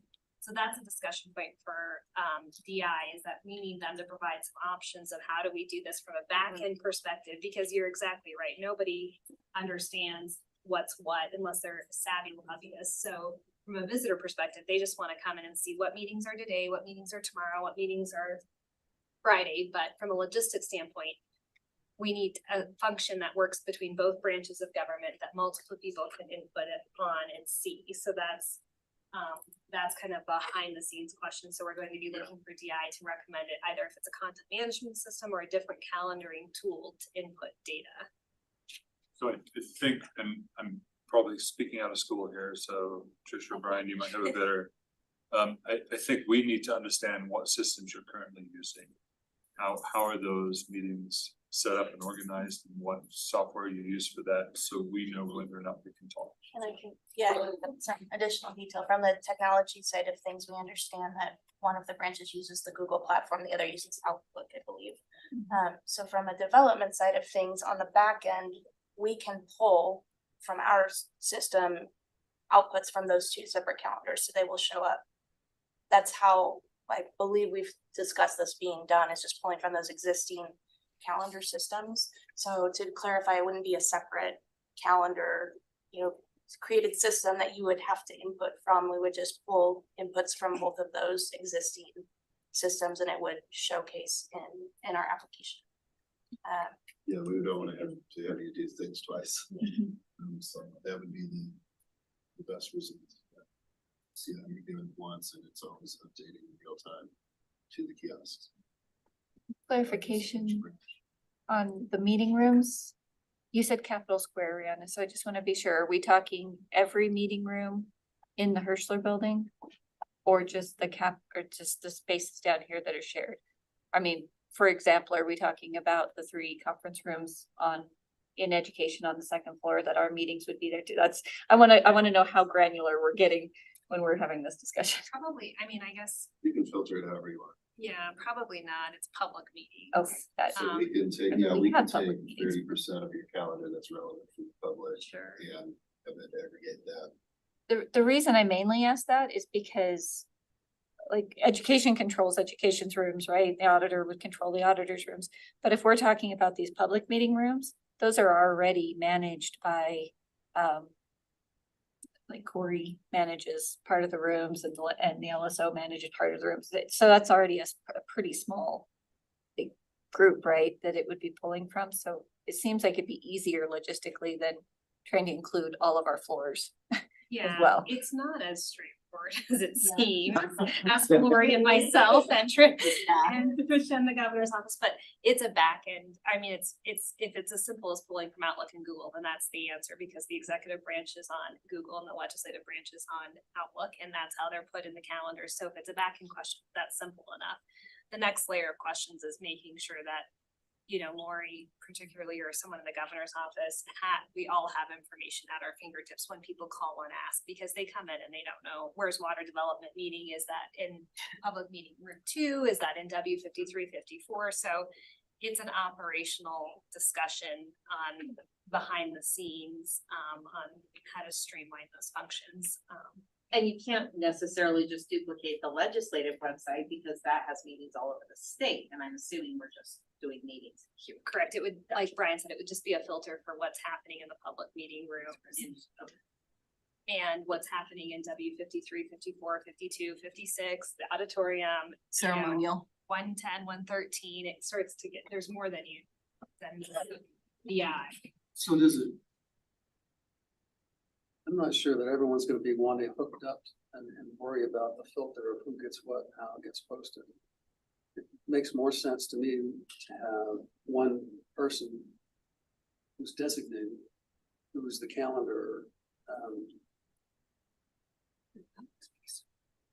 And certainly accomplish it either way. If you'd rather, from a content side, have someone input into a content management system, those meetings specifically for those kiosks, we can certainly do it that way. But it is an additional. So the one thing that the filtering allows us to do, it wouldn't be something you'd have to filter constantly and set up a base filter, right? That's gonna be the 99.9% of the time. This is the information that you're gonna see as a visitor on the kiosk. And then the nice part about the filter being able to toggle things on and off is if there is a special case, you can always turn them on. So a meeting where a room that normally isn't open to the public is that. Open that up by just maybe looking at the box. I'm kind of simplifying, but essentially that's how the back end. So right now, Representative Nicholas, all the meetings are filtered on the kiosks that are on the second floor. So when somebody goes up there, they're only seeing public meetings for the legislative branch. Where is that data coming from? LSO. So it's already being filtered and we already have that back end. We just need to include the executive branch in on that conversation. And so if it's a matter of just pulling information, it's a behind the scenes conversation. And I think we understand what you want to be displayed. We just need to work out the details behind the scenes in the different branches of who's going to do what. Because currently you guys put like SLIB on there, but I'm assuming that's just probably because you get calls asking, or they're big meetings and all that. I guess. Yes. But there's no current tie-in to the executive branch. I'm assuming LSO is manually at. That's really up to us to work that piece out. And I think the kiosk, obviously, we're interested in today at the Capitol, this week at the Capitol. Yeah. There's here at the Capitol. But that's really what we're honing in on. And if they come to different platforms, then somehow we've got to get them to talk to each other, and we'll work on that, but. And we had some general consensus that probably the legislative executive delineation is not necessarily helpful to the public. And this meeting is a perfect example. How do you bust?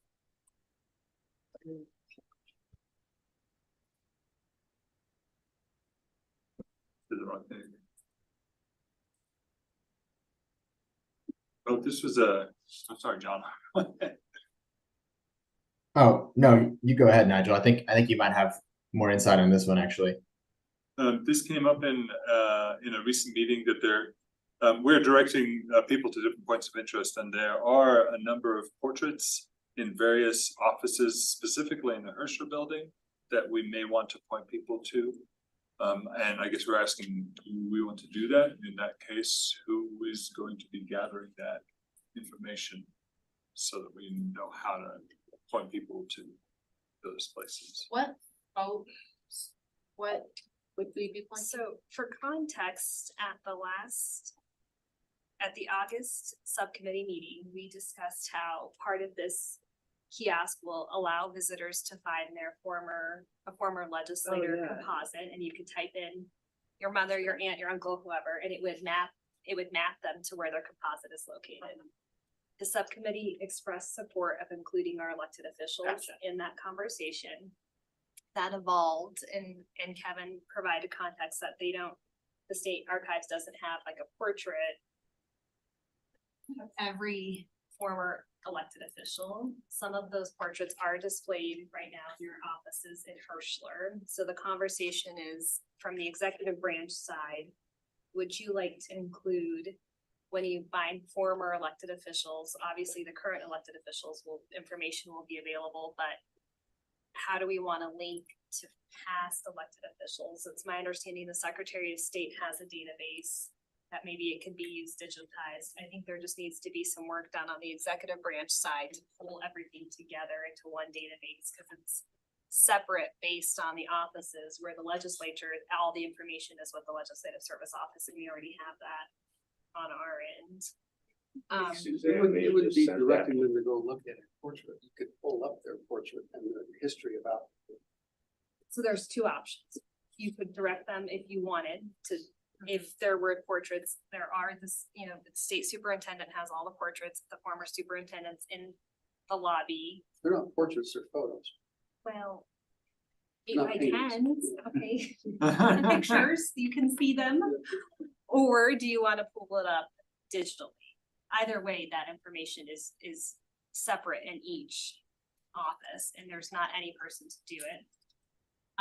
There's one option for you to consider is that exhibit and gallery manager, if that position is funded this year, that could be a task for that person to do on the executive branch side, as that person would manage exhibits and content. So that's an idea to consider there. I think Will had asked that it be put back to front of mind to the subcommittee that this tool does not exist for an executive branch function right now. It exists on the legislative side, so you can find every legislative composite. I don't have strong feelings about whether the kiosk directs it to my office or not, because I have mine. I don't know if all the elected offices have them displayed, so we would need to check that, but I do think the most important thing is that this has uncovered the fact that we don't capture these pictures anywhere other than with the elected official. And I could say, all those old guys are ugly, I'm throwing this out. Like, I'm not going to, and no one has yet, but they are at risk. We're at risk of losing that history because there's one. Yeah. So I think that's the priority, is to get them digitized if that position is filled. But as far as directing them to our office, I mean, they're welcome, but I don't have, the location could change, right? Like, I could move that to my Capitol office if I so desired, or a future auditor could. So I would maybe, I guess, as I talk through it, I would maybe lean towards just showing them digitally once we have that available, but not necessarily pointing them to the real hard copy. And so to follow up on that, so if you're looking for your great grandfather who was in the house and you want to see his portrait, will we be able to pull up the portrait of the whole body, but then narrow in on that portrait from the kiosk? So right now, how it's working is it would pull it from the legislative database on the website. So it would be the last composite picture taken and whatever information was last on there. And then it would be, linked to the composite. It would tell them, is it on the third floor? Or is it down here in the Capitol extension? That's where probably 80% of people are looking for a past relative. And it would, tell them the year, and they would know where to go. So you can't find the picture, you just go find it. Well, it would be their picture because it's their last picture. So that's the way the legislator database works. So the last year they were in the legislator, that's the photograph that shows, and it's the photograph that is on their last composite. But then you could go find it and see it in the I mean, real it life. would be nice to set it up so you could just see every past suit, every past honor, and just as that part of the database. Correct. You have expressed that desire. There's not anyone to do that on the executive It branch would, side.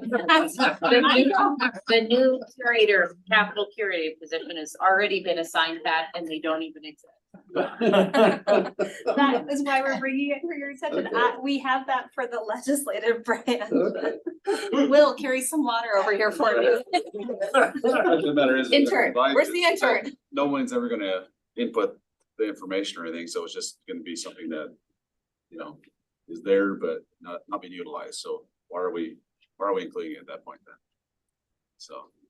Who scans the pictures? Can I bring my pictures over and? So I think Scan? that, yeah, I mean, the archives would be the ones to scan and then also hold that as part of the digital archives.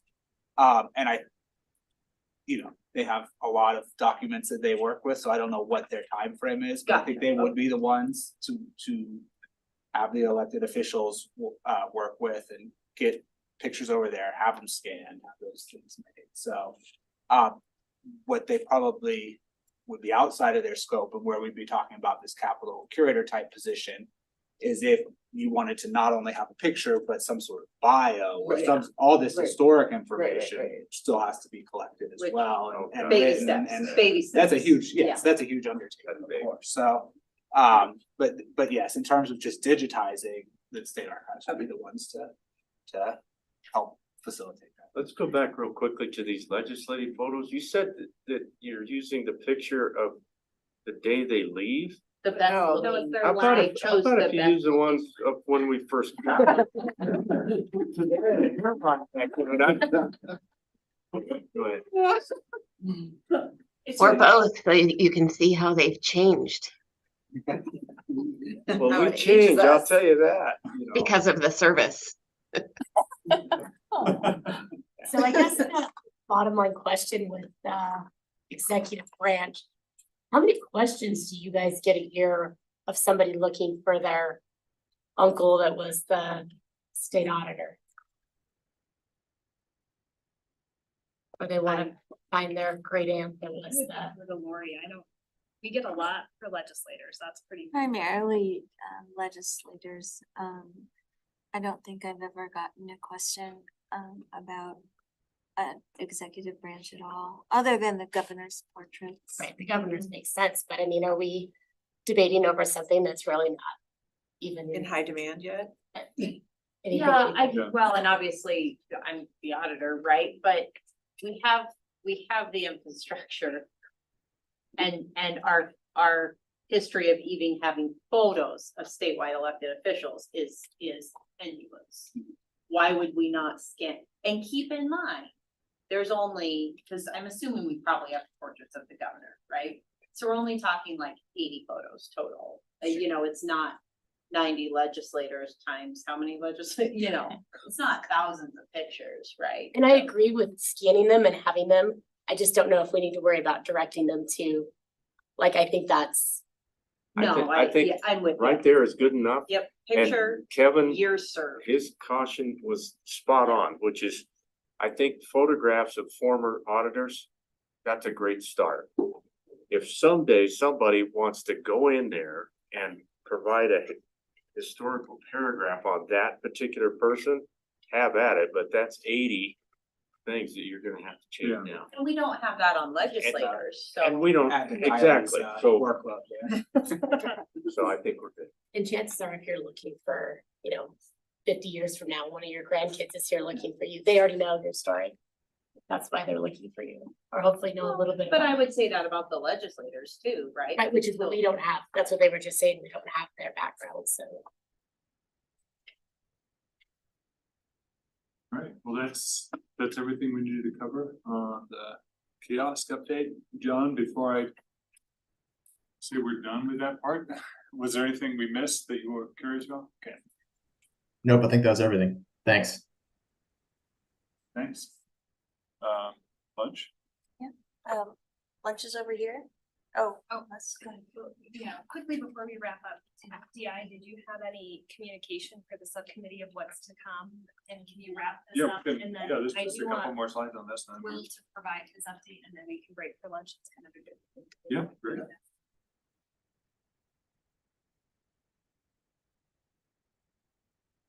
So we talked about the seals, and the one that we passed around. So we've kind of covered that first bullet, these different element statuses that we're reviewing. Civics Lab will be confirming messaging communication approach with some updated reviews, designs planned for our January meeting, January the 5th, with a final design presentation on February 9th.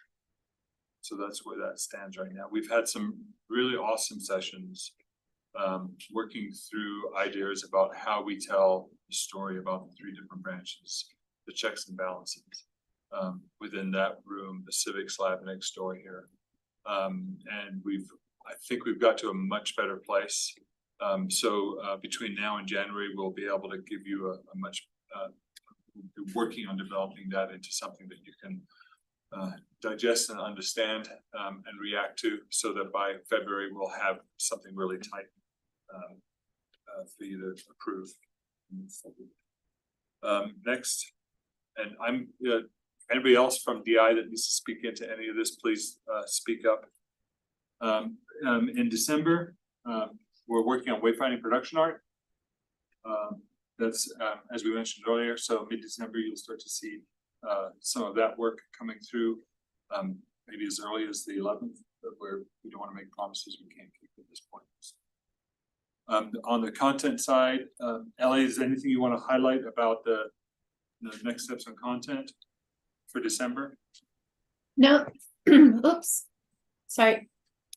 And no, I think that sums it up. I did briefly mention, when we were going through the capital level 1 and grounds content, that they would be seeing those text templates soon.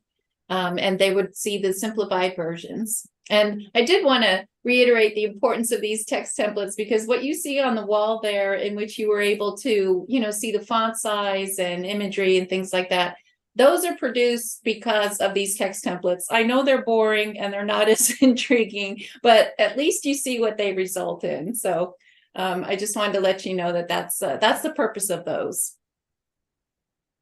I'll just add another expectation for mid-December, as we talked, we kind of got a sidebar, is taking the room with the existing large vault door and thinking of how that could potentially be some different options for historic voices or something along those lines, and showing some different variations of what that could look like. And we'll work with Kelly to figure out when we can best promise a revised look at how we approach this upward story. Different options as well, so we'll let you know when that's feasible. Okay, so January is going to be a big deal. There's going to be a lot happening in January. Content updates for the Capitol grounds, Capitol levels 1, 2, and 3, and the Capitol garden level. So that's what we're bringing to as package 2. For package 4, we'll be reviewing content outline. And then, as I mentioned before, our directions for the civic lab and that. And we will have final presentations on January 5th for the Herschel wall graphics. So those things we looked at today, we'll make some selects, and like I can't remember, somebody suggested, but it was smart, just showing how those things live within the device, so you get an idea of this graph. We're thinking this graphic for this floor in this building in this lobby, so you'll see what that looks like. The Capitol niches and vitrines, the artifact cases that we'll be using in those spaces, those will be closer to final. Extension seals will looks like we'll be aiming to get proofs of the 36 and 20 and 48 inch, one of each, to see whether or not we like the material, we like its scale. I'm not sure when. I don't want to suggest that'll be ready by January 5th, but that's obviously, maybe it will. I don't know what the turn time on that is. We'll follow up as soon as we get those orders in. January 5th, approving those extension wall graphics, and like Brian said, look at historic voices and how we use the large or not that large vault. And then further refinement on the stage vault, so we need to see how that is working out. So those are all the things that we're tackling between now and January, as well as maybe Christmas holiday and a meal once in a while. So, We don't feel sorry for you. I do. I think that is everything. You folks are fabulous. It's been a great discussion. I really appreciate your ability to get to some decisions, and we're making good progress. So thanks ever so much for all of that. We have, in addition to the sample that we hung up on the wall that we chatted about, we also have printouts on, we put them on a clear material that we can take up and hang. Maybe we could do this over lunch or something. These go in the vestibules of the Herschel building, and there was some concern about legibility hanging in the glass with the amount of content. So we want to take those up and see whether or not that does the job or not, and figure out whether or not it needs to be on first or second surface. We're hearing that second surface is probably a mistake because it looks like those windows have some tint to it. So you never want to put something on the back, second surface being the back side of the glass from your viewpoint. So we'll look and see which is the appropriate approach to that sandwich in hand. All right, thanks. Was there any questions you folks had for DI? So when will the content or the next review is going to be due mid-December, and we should see that? The content will be delivered mid-December, Oh, and you'll yeah. have, and that will be just for that Okay. first, the package 2A. And you'll have a significant time to review that, and then in January, we'll be introducing the rest of the package 2. Yeah, and then also the wayfinding proofs are happening concurrently as well, which the core team will focus on, and you'll have access to, so you can check like we've talked about. Well, thanks, DI. We always appreciate the opportunity to get together and appreciate the progress. Thanks. Thank you. Yes, thank you. Okay, so we will take a brief break to grab sandwiches, use the restroom, etc. But this is not, as the original agenda says, an hour break. This is a working lunch, so take a little time to get your sandwiches, and then we will convene in say 15 minutes. Yes, for our acoustic energy. Thanks, everybody.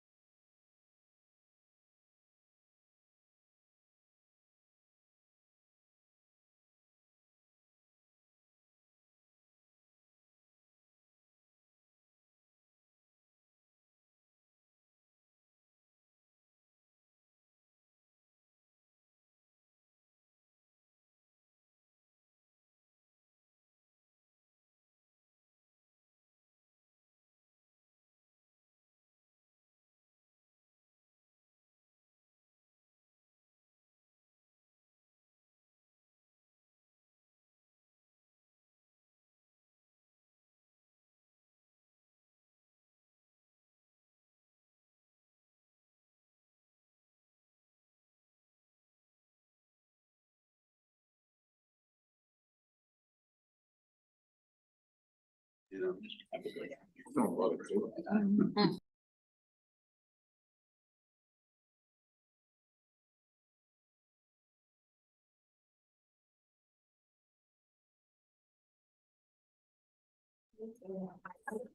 We are gonna go ahead and dive into the acoustics part of our day. Robust, so Will, I'll go ahead and turn it over to you. Thanks, Madam Chair. So as everybody's aware, there's been some acoustic issues in the Capitol building and, you know, some time ago, we did hire, Font Acoustics to come do an assessment of various spaces throughout the Capitol. They did a very thorough report, with lots of, good information, recommendations. And as far as next steps, we need to, I guess, kind of develop that scope of work and what we're really gonna do. What we're willing to do. I mean, I don't think we're probably able to do everything in that report or want to do everything in that report. But in order to help us kind of develop that scope of work, or we're calling it the project charter, we've hired Trainer HL to come in, kind of help us with that. And also we brought in Avant Acoustics again to do both two things. One is to kind of take a hard look at the AV systems themselves, which is, of course, hopefully the least intrusive thing we can do. But then also they're going to be kind of helping and working with Trainer HL and developing options and things that, you know, for us to decide on what appetite we have as far as. So anyway, with that, I'll hand it over to Trainer HL, let them introduce themselves.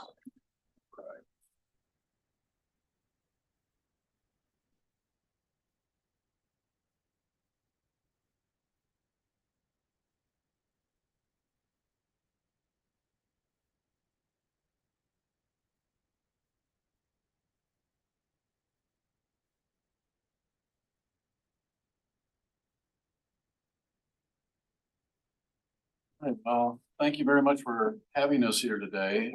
My name is Vance Kelly. I'm a principal within the architectural firm of Trainer HL. Today, we also have with us Todd Renier, Zach Cornice, they're part of the team. And then from Avant, we have Jonathan.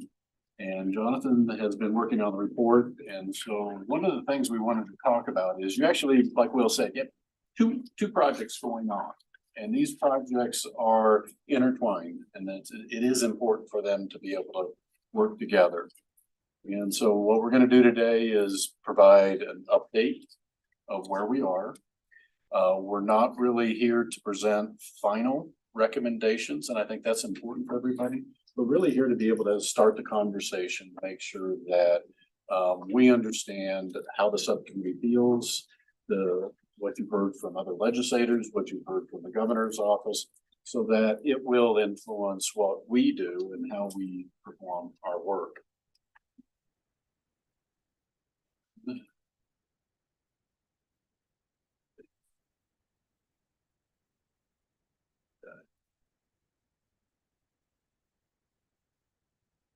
As Will mentioned, we do have two separate contracts. Avant does have a contract with the state as well as Trainer HL, but that dotted line that connects Avant and Trainer HL is an important one. We work as a team.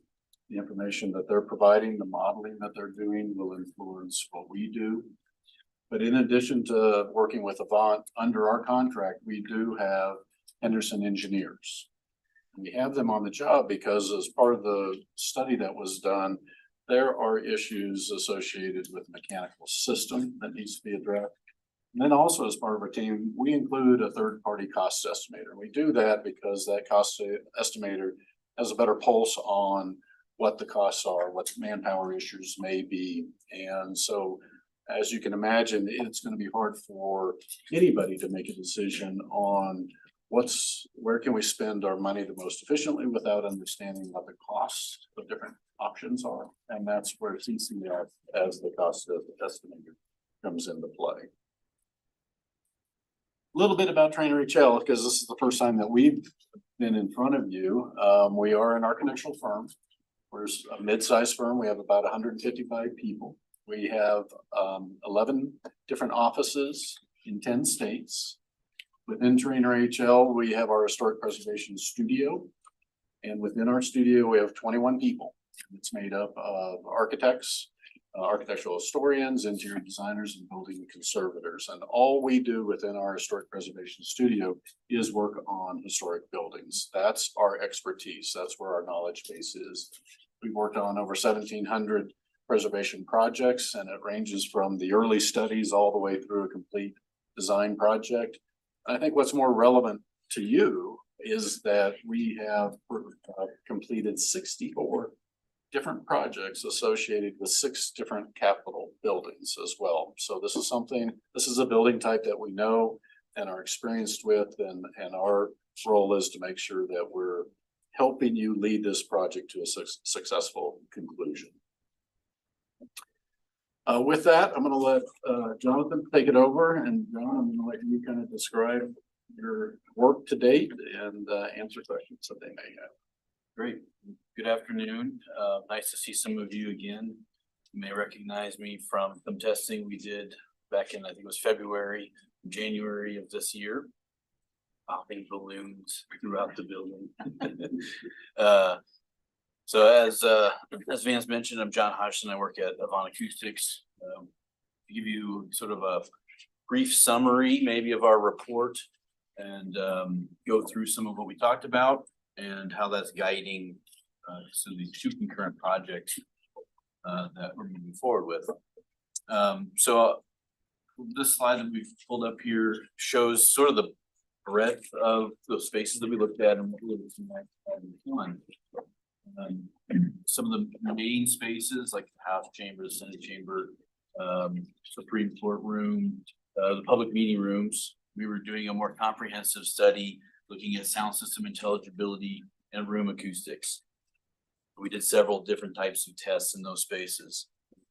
Some of the other spaces, such as the rotunda, some of the conference rooms, some of the lobbies, we're just looking at room acoustics. Since there's no permanent sound systems in there to look at intelligibility. And then in a lot of the offices, we're looking at the background noise, and that relates to the mechanical systems that Vance mentioned earlier, and the loud noises that some people experience in their private spaces. So we looked through, we did tests and measurements of various metrics in a lot of the spaces throughout the building. And this chart highlights each one of those.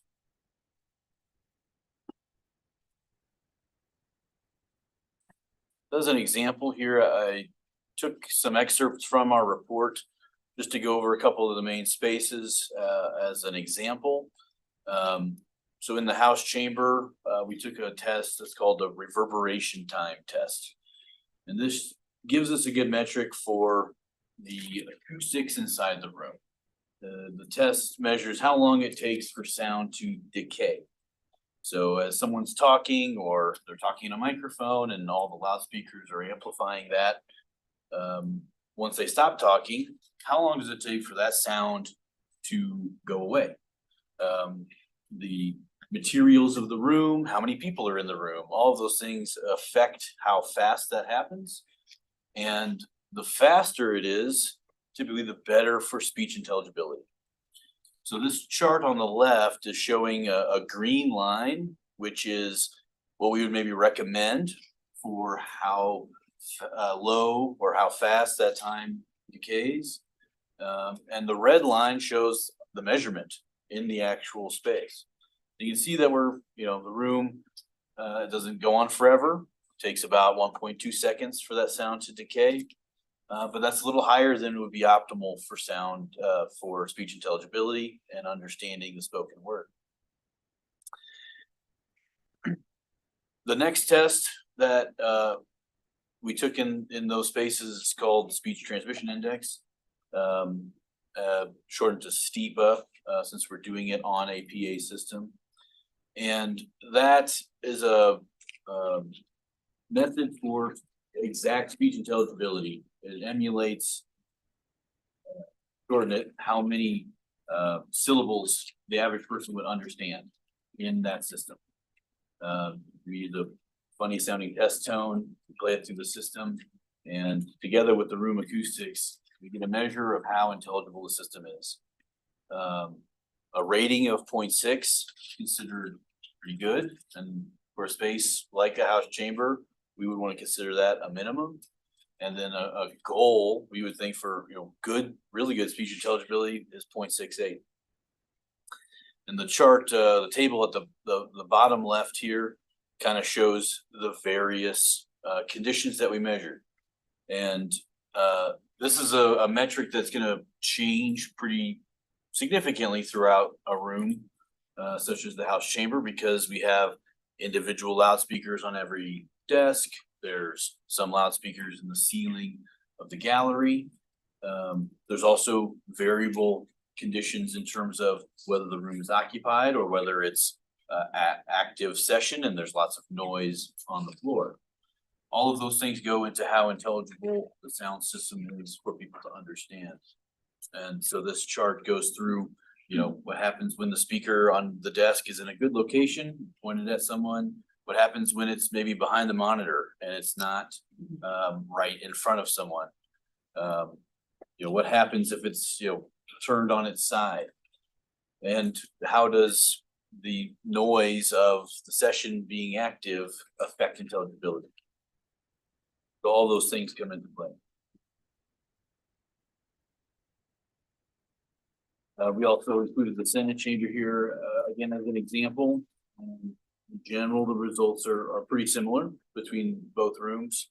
The reverberation time is a little bit longer than we would typically recommend.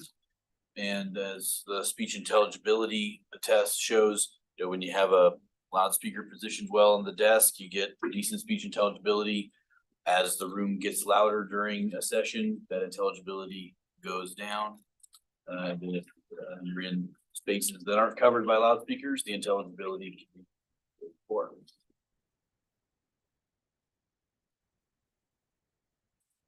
On this slide, we're kind of showing one of the other facets of our report, which was the background noise. This is the mechanical noise that's experienced in some of these offices and conference rooms around the building. For this test, we take a broadband measurement of how loud the noise is, and we apply what's called a noise criteria curve to it. This is a standard way to sort of indicate how loud the background noise in a room is. In most of these offices, especially ones that we're doing, a lot of people are doing Zoom calls and video conferencing on their computers. You want that to be somewhere in the range of 30 to 35. And in most of the spaces we tested, if not all, we were exceeding that recommended goal. So as you can see, a lot of these spaces are indeed, you know, maybe too loud for the functions that they're, you know, really meant for. And that background noise, besides being possibly annoying to, you know, the person occupying it, it can also detract from things like communication and from a phone call or on a Zoom call.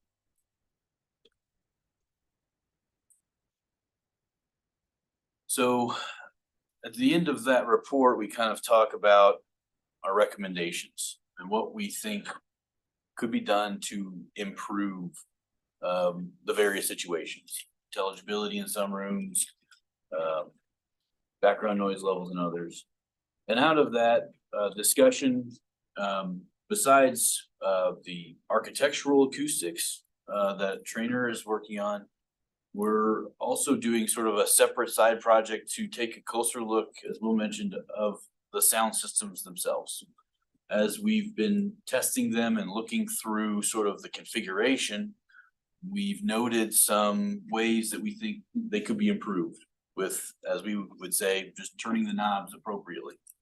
So I think we're hoping to, before the next session, come back and get through all the major systems and sort of what we would call recommission them in such a way that they have better performance without actually having to change anything, but get into them and reconfigure. Part of that process, we think, is additional training and possibly slight reconfiguration of some of the user controls to try to make things as easy to use as possible and reduce any chance of user error on top of that. so that the systems operate consistently and as well as they can. And that side of the project is a team effort between us, K2 Audio, which was the original system designer, and your own audio staff, which have been a great help to us so far, and have a lot of knowledge to gain. On the architectural acoustics side, reducing the reverberation time in all of these spaces can help with speech intelligibility. So not only can we improve the sound systems with some configuration, that can only get us so far. Actually reducing the reverberation time in each of the rooms can get us the next step further. And so together with Trainer HL, we're looking at the possibility of introducing new materials to some of these spaces to see if that's a viable solution to help with room acoustics. As we're looking at this, it's going to be a big challenge, and we have to make sure that everything's cost effective, aesthetically pleasing, historically appropriate, and it obviously has to integrate into existing architecture. It can't just be something that's slapped on the wall and doesn't look very good.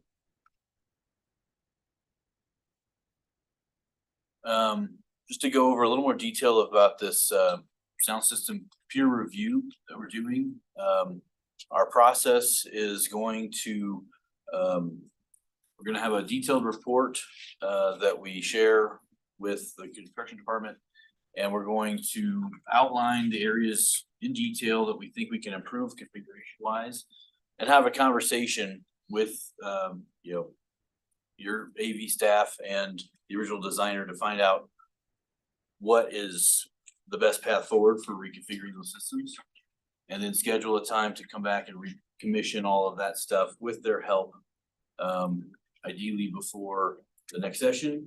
And that would also occur before any architectural changes would ever happen. That is the least impactful improvements that can be made. At that time, we also want to, like I said, provide additional training, because we'll probably be updating the user interfaces a little bit. And then should there be architectural acoustic changes in the future, we would come back and do a secondary commission to ensure that as the room has now changed acoustically, the system is optimized for that.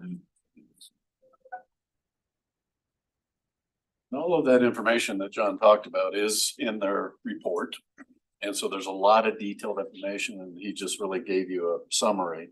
What we thought we'd do is we'd also then run through sort of the acoustic side, and then start the conversation about how, what kind of assistance that we're looking for from the subcommittee.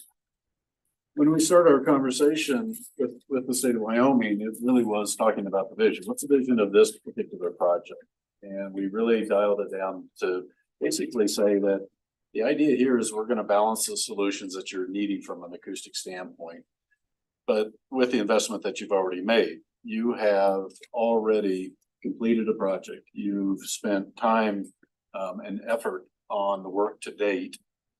And we really do want to applaud you. When you started your project back in 2013, you took the time to understand what was important about the building, understanding its historic significance, and then also highlighting the goals that, in fact, as part of your major preservation and restoration project, that returning the building back to an appropriate appearance, because buildings change over time. A lot of time what happens is that we make the easiest or least expensive change, and it's accumulated through years. So with your wonderful project that you've done, you certainly acknowledge the historical significance of it. You even took the time to make sure that you identified what was significant from a space standpoint. This is the typical preservation zoning, color coding of a plan, so that not only did you know and utilize this information for your initial project, you're able to take this information and utilize it on future projects as well. That's important to note, because the spaces that we're talking about, the majority of the spaces we're talking about are, and they fall under preservation zones 1 and 2, the most significant zones. And that means as we look for solutions, we're looking for something that is compatible that is compatible with the space and appropriate from a historic standpoint while improving the acoustics. So you've ended up, what have you ended up with? You've ended up with an award-winning project. It's a beautiful building. The work that's been done is really high quality. You've now moved into your house. Think about it this way. You've now moved into your house, and this is the time to now start implementing tweaks and changes to make sure that it's performing the way it should perform for you. So this is a positive thing. Now that you're in it and you're occupying it and you have systems in place, this is the time to take a look at how we can improve the spaces that you have on your other project. Look at the enhancements to make sure it functions the way you'd like it to function. As John mentioned, he's got this graph over here, and when we sat down and we started talking with everybody at the state, we really said this project's important, that we need to establish a project charter. And the reason we do the project charter is that we need to be able to understand how we can define success, how we can manage expectations, making sure that we understand the constraints or risks involved, looking at making sure that we specify any kind of design parameters, the goals and assumptions that you may have. Certainly establish the approval protocol process so that we know as we make recommendations, the process that has to go through. And that really does mean that we also have to make sure that we are communicating and communicating often. Part of that communication is making sure that we're receiving the feedback from the users, from the decision makers, so that we can focus our efforts efficiently to make sure we're trying to accomplish the goals that you have. So what we wanted to do today is I'm going to throw up some questions that talk about the defining the success of the project and how this subcommittee might try to prioritize different components. And so the first slide that we have up here is talking about acoustic quality. And John's given the graph and he's noted that the green line is the industry recommendation. That red line at the top is where the spaces perform currently. And then he's giving you options in between of closing that gap between that red and that green line. But when you do that, certainly you can do it physically. We can make that change happen. But we want to know from the subcommittee, does that outweigh the importance of preserving the spaces you've already restored and the character that they have? And this photograph on the right shows what you had before your project. You had ceiling tile, acoustic ceiling tile glued to the walls of your historic building. And that was done to improve the acoustics. So if I could, I'd like the committee to respond to how do we balance between trying to achieve that acoustic quality and yet we have this wonderfully restored historic Capitol building. So refresh my memory, if you would. You alluded to the fact that we had ceiling tiles, we had wall tiles. I don't remember what I had for breakfast, so I certainly don't remember that. But I should. I just don't remember what they were. Can you describe that a little bit? I mean, what? So I think it is interesting, and when you're working on a long-term project like the restoration of the Wyoming Capitol, it takes a long time, and so the memory of what we had before we started the project sometimes fades away. But you did have lowered ceilings. You had the volume of spaces brought down with suspended ceiling systems. And a lot of that was because of HVAC systems trying to run them horizontally. Part of it was acoustics. The example up on the wall, everything inside that dotted line is acoustic tile glued to the wall. And so as John alluded, we can do and look at acoustic solutions by placing them on the wall, on the ceiling. And what we don't want to do is something like this. And so what I am hoping to hear is that as you look at the goals, that green line, how do you feel about adding components like acoustic materials on walls and ceilings? The answer is no. There's no, okay, yeah, can you elaborate? Well, we took it back to the original design. We intentionally took those acoustic tiles off because we wanted the original style of the building, and all of its architectural components. So by saying no, we need to be extremely careful in these historic spaces as we try to improve the acoustics within them, that it's compatible and well designed. Yeah, this would just destroy what we just did.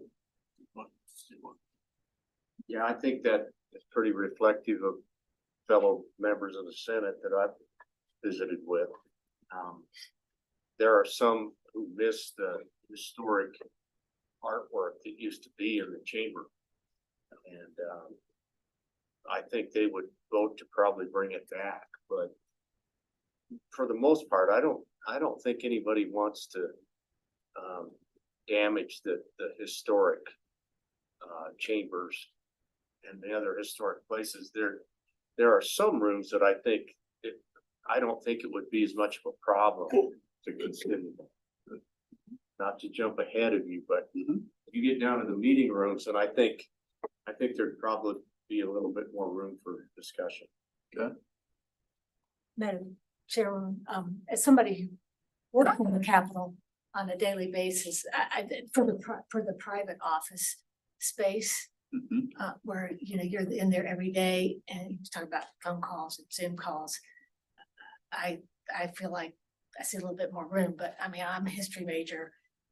I'm with the representative senator on the fact that, you know, certainly the public spaces, you know, did all that so that we could preserve it the way it was, and they lived with it that way a long time ago, so I guess we can now.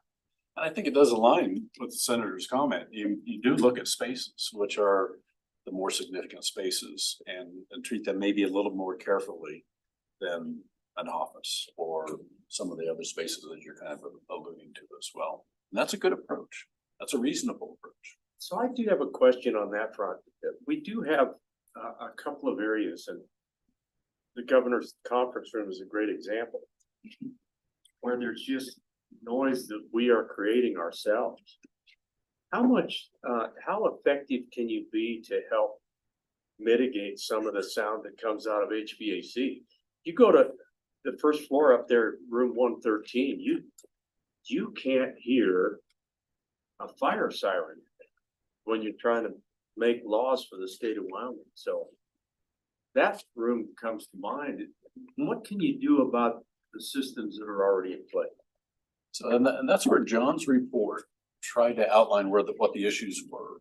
And they looked at some simple improvements that could potentially be made. And so our engineers were up here last week. We and our engineers spent a lot of time walking around the building, opening up the cabinets, looking at your HVAC system and the noise that it's causing. Our goal is that we're going to come up with and build upon the solutions that John's team came up with and be able to propose to you, if we do this, it makes this amount of improvement at this cost. And that allows you to weigh and determine, we've got to make improvements. We know we do. And that may be one of those improvements that you say is a priority, for example, because how can staff work in such an environment? Okay, thank you. So to me, one of the easiest things to do is have independent individual switches. So you can turn off the fan in the governor's conference room or in appropriations. You know, we may lose heat, but we don't meet in those rings on a regular basis. You don't do Zoom calls on a regular basis. So as soon as your meeting's over, you can flip the fan back on. To me, that's probably one of the most economical ways, because that is one of the greatest noise creators, or is there our HVAC system. And I would agree that that is a simple solution. It may not be the most comfortable, because when you fill a room with people and you're trying to have a meeting, you want to be able to hear you're generating heat, which means you may need that cooling. Yeah, we almost never get too hot. Almost never. This is a gender specific issue. One thing the engineers are looking at, when I walked with them when they were here, a lot of those units, they run a lot more than they probably should. Oh. They're pretty much constant. And they don't believe that should be the case. That's one thing that they are looking at. There's not some time when those things are down.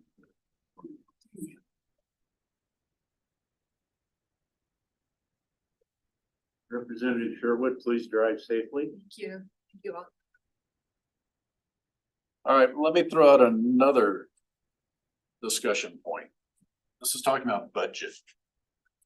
And obviously, when you look at the components that make up a project, a budget or the cost, you have a quality level that you're trying to achieve. You have a scope, how many spaces are we trying to affect? And then, of course, you have a timeline that you're all trying to meet. And so when we talk about budget on acoustic project, we are obviously talking about trying to determine the most bang for the buck. But we also need to know from the subcommittee, right now there is an initial appropriation that's been approved. And so if the subcommittee would be providing the advice to the design team that's it, that's all we have, then I would want to make sure that the subcommittee understands that the solutions and options we look at may have to be adjusted from a quality level in order to maintain that budget, or scope. We may have to prioritize which spaces to spend the money in. And so the general advice that I'm giving is that in any kind of project, you can't have all of those components fixed. You can fix one, but that means the others do have to move. So for example, the subcommittee said, we want to achieve the highest acoustic quality that we can. What we may find is when we look at all the spaces that we have, then all of a sudden the budget increases. Or we go back and we look at minimizing or prioritizing the spaces. And so there is an appropriation, and I'm just kind of curious, as you look at balancing cost, quality, and scope, would you say that right now for us, the budget is the driver over acoustic quality?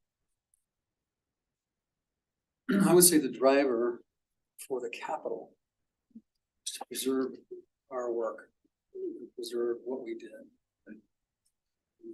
And then in terms of the budget, there are two sides to it. There's the legislative side. We're not there other than, a month and a half out of the year, sometimes just a month. And then it's the meeting rooms we meet in. But we're not there year round. So you have us, and then you have LSO and primarily the governor and G that really use and house and work in those every day. So in terms of workability, that's a different priority. It's their priority. It's not the legislators. And that they're all driven by the same budget. So we don't want to do too much to our existing building or our existing. Maybe a few of the major conference rooms. It's just really hard. To me, the toughest is the JAC room. Okay. And that's the one I'm in. Yep. But even then, we're only there so many hours out of the year. Now let's just go back to the budget. The budget is we want to spend as little as possible and get the biggest bang for our bucks. And so we probably want to do it on a step-by-step basis to see what the impacts are and what we can do. Okay, that's good to hear. Let's say that's the most realistic concept. But in particular, then on the executive side, what we can do to help the governor's offices and their conference rooms so that they can do their jobs well. I mean, I've sat in there numerous times where you can't understand people, literally. And particularly if you're doing it on a Zoom, you just can't. And I've been on both sides of that. You know, when I'm on the Zoom, I can't hear them.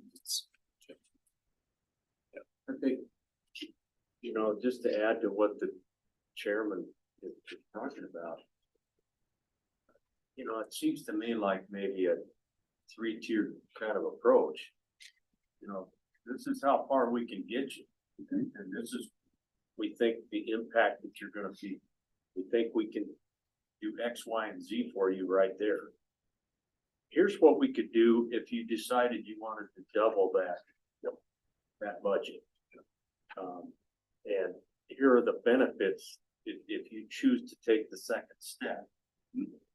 It was, I was just pleased that we were able to take this step.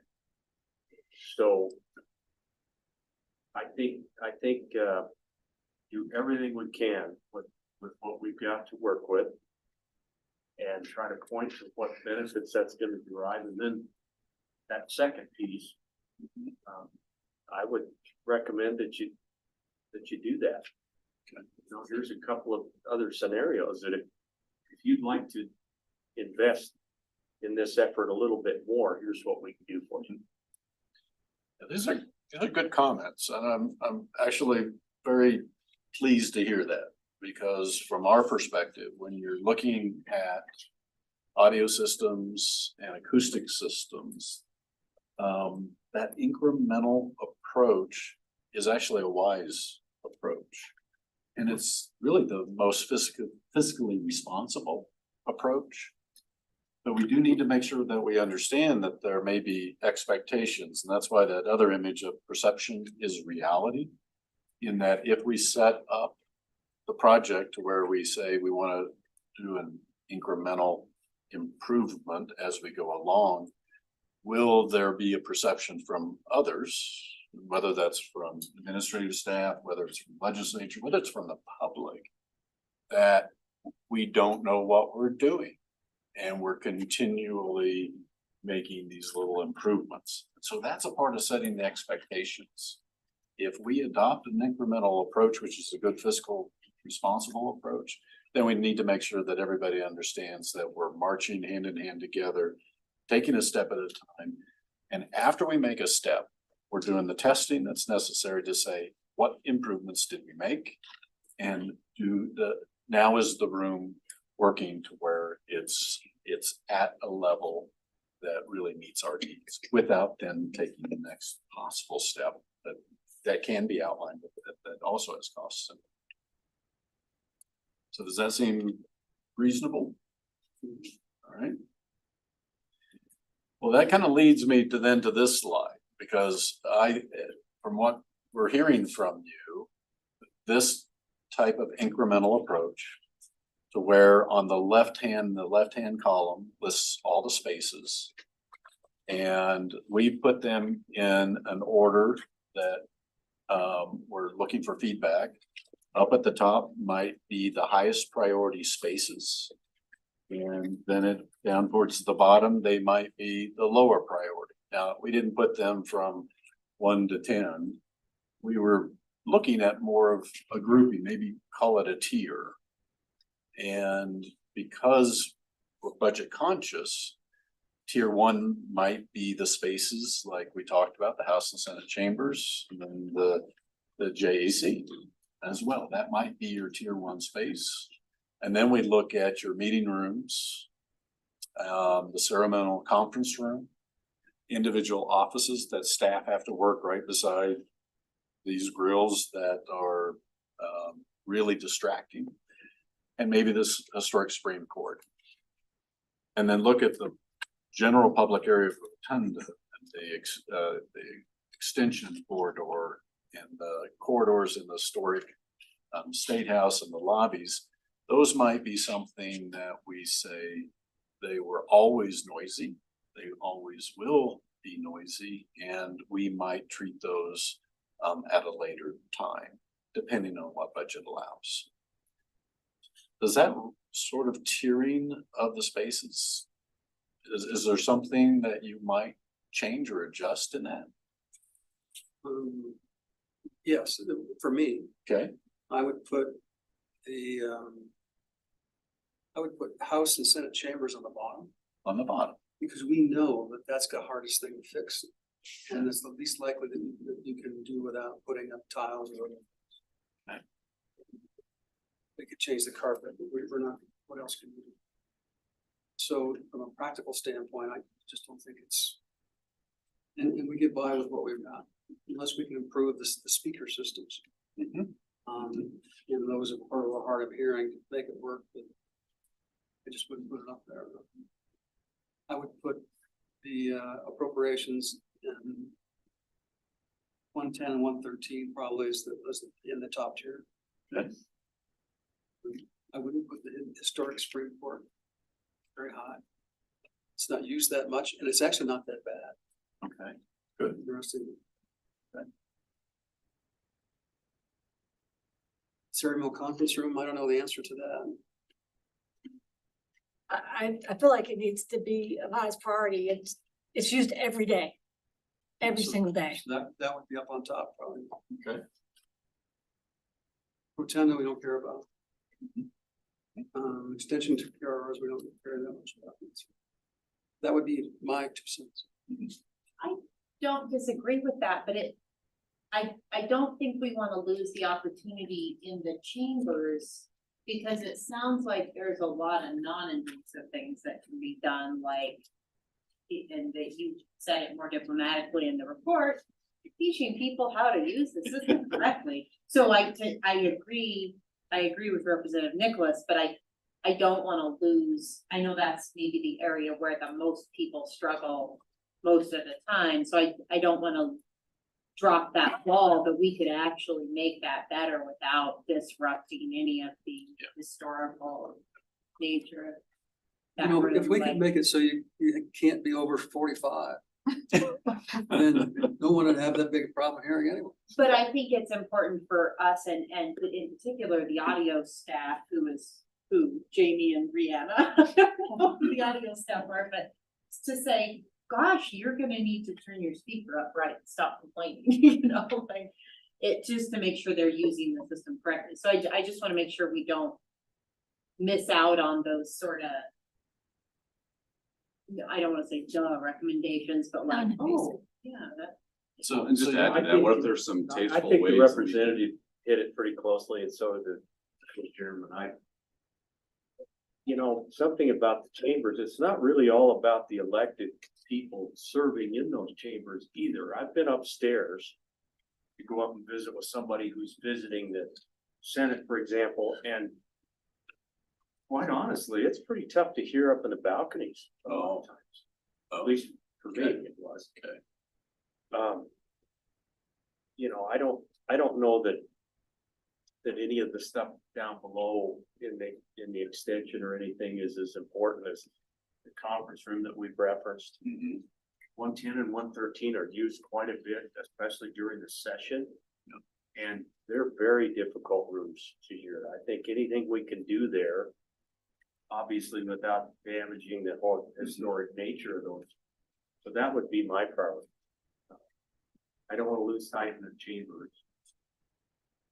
Yeah, and I think that's good. Madam Chair, I think your comment of don't lose sight of what can easily be done is really what's at the bottom. And that's the treatment. And from left to right are least invasive to most invasive, and in a way, least expensive to more expensive. And you'll notice in the first column, it is looking at audio programming and training.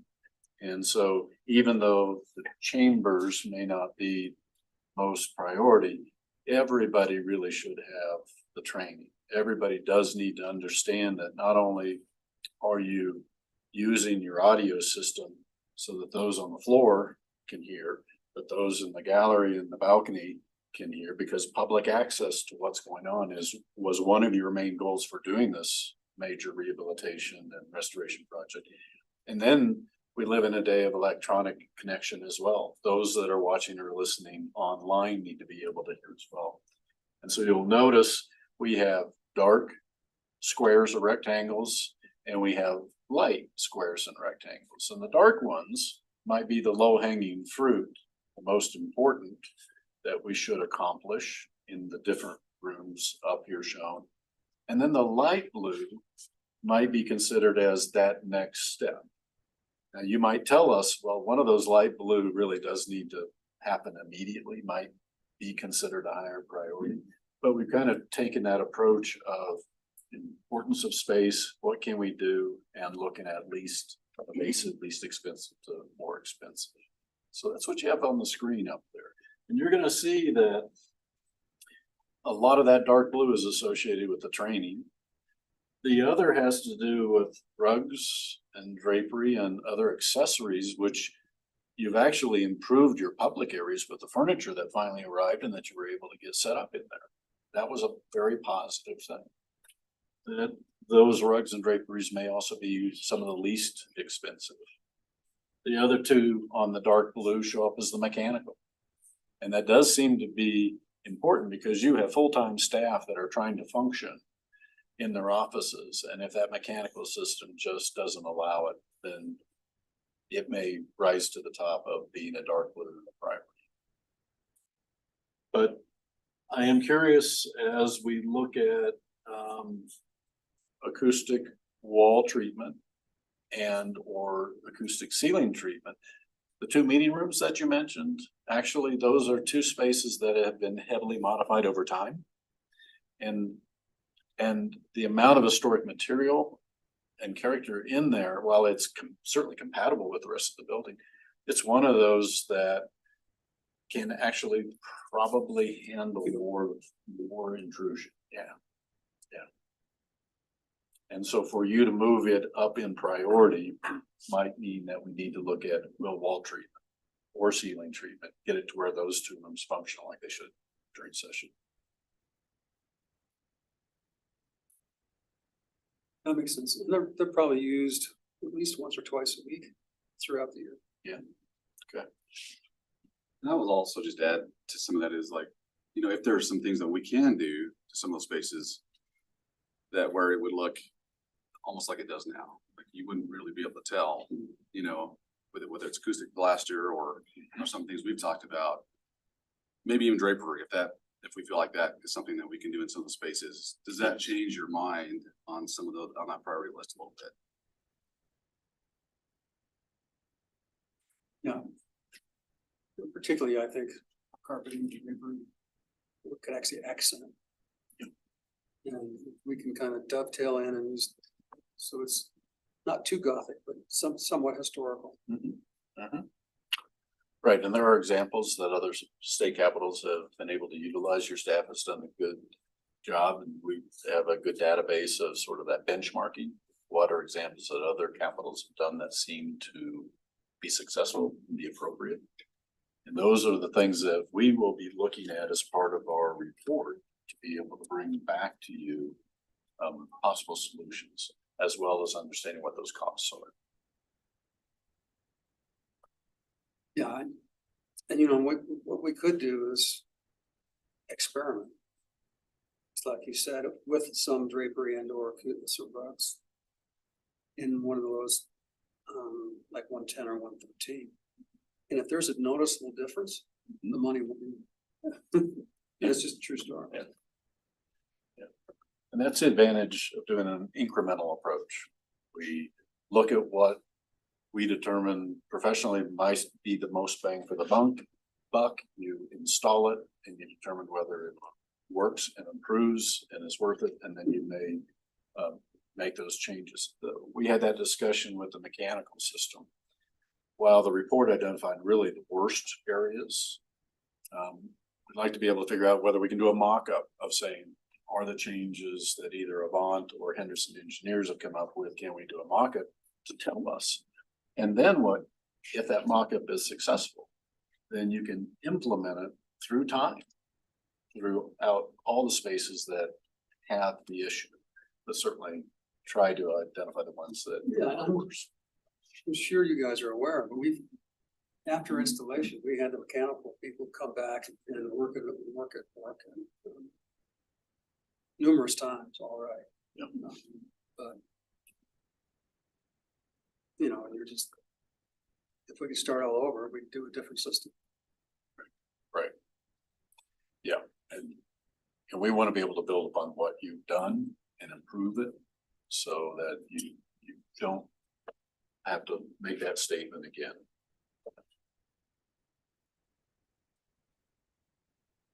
Any other thoughts on this is really going to guide us as we start, because our priority will be to take the information we already gathered from the site, apply it to a matrix like this, work with Avant to have them run new models to see the potential effect, have our cost estimator price those options in order for our report to come back, and here are our highest priority recommendations. Here's might be the second, here might be the third in order for choices to be.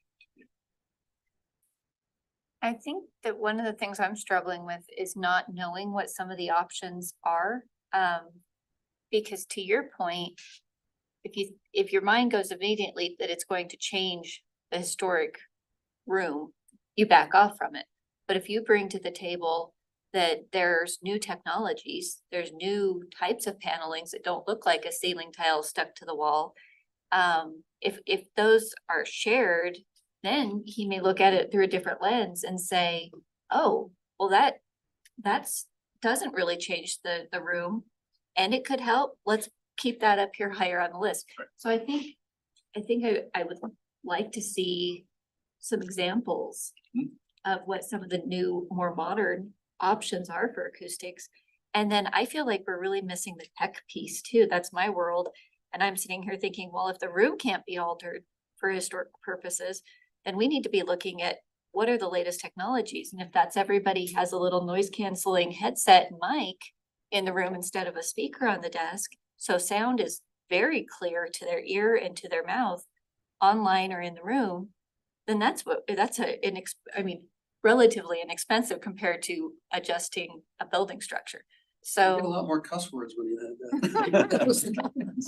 they have to be careful, but I'd like to see what technology affords us as well. We couldn't agree more. We don't want to lose the option of potentially doing some things on the wall. And there are different systems and they each provide a different acoustic improvement value. And so we'll bring forward examples of what we think might be appropriate for some of the spaces. We may not bring that forward for all the spaces, but there certainly may be some that are important. Yeah, again, the rooms, the governor's conference room, that lends itself to an acoustic improvement. If it's a smaller space, you could probably do something with that, alter it more easily. But like you're saying, the Senate floor or the House floor where we don't want to make those big changes, then those other options. So yeah, thank you. Yeah. And we do. And down at the bottom where we talk about rugs and drapery and accessories, when we mention something like drapery, it's fabric and is it window drapery? Is it drapery aprons in the front? Is it draperies that help subdivide the space or allow you to potentially do that? So that one term of drapery or fabric has multiple options associated with it. Is there acoustical backing that can be put on artwork, for example? I thought there had to be. Yeah, so there's some solutions that we've been kind of talking about with regard to artwork. There's a couple different paths you can take. If it's something like an original artwork where it's actual painting, you can put some media behind the artwork kind of within the frame. And the performance of that's going to vary based on the type of paint that's used, right? Most of them are going to not be great at high frequencies, but maybe mid to low frequencies, depending on if it's heavy acrylic paint or oil paintings. All of that kind of comes into play. So we've definitely been exploring those options. There's also options of, printed graphics on acoustical panels. So it doesn't look like an acoustical panel. It can form other functions if you wanted it. So there's definitely options out there that we'll be exploring in regard to not traditional acoustic panels or some of the things that you might be used to. I was just thinking, you know, in the chambers, for example, we're trying really hard not to disrupt any of that historic nature, but we've already done that with those video boards. Yes. That's already been disrupted. It seems like you ought to be able to maybe do something in addition with those that might be helpful.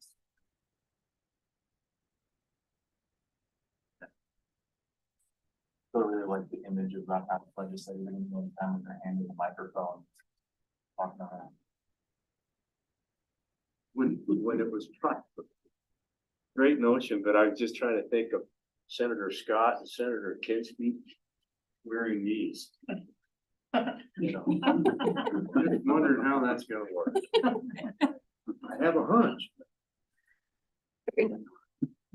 Although we get the old disc jockey one, they're really big. Yeah, there we go. And we all look like airline pilots. You know, We noticed, oh, shoot, go ahead. Oh, I was just gonna say, and I think this, I have not read every word of the report, but the extension meeting rooms tested, right? Or acceptable, like they do not need help. Is that an accurate interpretation from what I'm reading, that they are meeting the benchmark of goals? Yeah, in general, those rooms acoustically perform pretty close to a recommended goal. And the difference in those is that they have a full acoustical ceiling light. So they have a different acoustic environment, different than 110, 113. And so while there still could be improvements when we do things with the sound system, that might be a global change that we're doing in all these spaces. Those rooms are starting off in a better acoustical condition than the other meeting rooms that don't have acoustical treatments. The other thing we talked about, because you do have two that are performing well, or more that are performing well, the two that are in the historic capital, people notice the difference because you've been in these that work well, and then you go up there and you notice the difference. Yeah. So if we can close that gap between. So in those rooms with those big pillars in the middle of the room, it seems to me that it gotta be a product that might be something to consider on those pillars, isn't there? Potentially, the columns that are in the room are small, and we have a much larger wall area. That means the impact of what we do would be greater if we look at the wall. Those two rooms have a lot of windows in them, so maybe we look at drapery in there, both on the back wall and the side wall. That might do something for us before we look at doing anything on the ceiling or the flagpole. That makes sense. You know, this is never easy, and we know it's a balancing act, and that's why this last graphic is up, is we want to be able to come back to you and say, based on our experience, based on working together, based on what we heard you say today, here are some options that we think are worthy of consideration. Here are the costs associated with them. And the idea is we'll bring them back in this professional architects and engineering recommendation report so that you'll have that information. Because we do need a decision to be made. We will not move forward with any kind of construction documents or bidding or construction until we receive the necessary approval. And so that next report will be an important report. And we need to be able to have it in your hands and be able to explain it to you so that decisions can be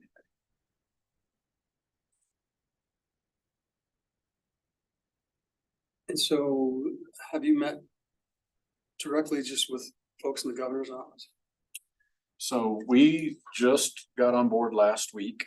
We've done our initial tours. We toured last week and we toured yesterday and today and tomorrow. So we are starting to make sure that we're covering the administrative spaces as well as all the legislative spaces, yes. And they have met with Brian Erickson.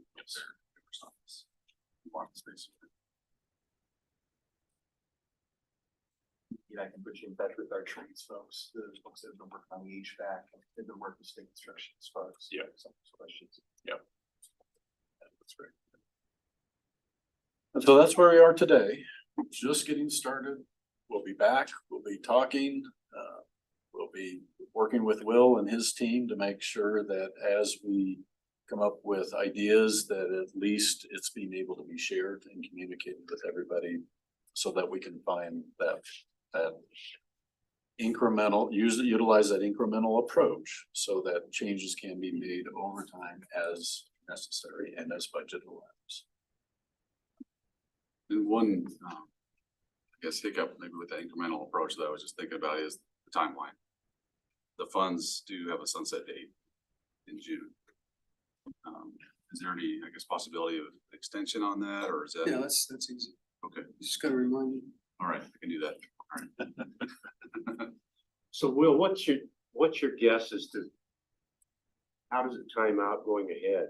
I kind of missed that. I apologize, but the report that will come, say, back to this committee to begin a process of getting a thumbs up. That we're hoping to have that report by the next meeting. Well, that's terrific. Yeah, that's great. And is it your thought, gentlemen, that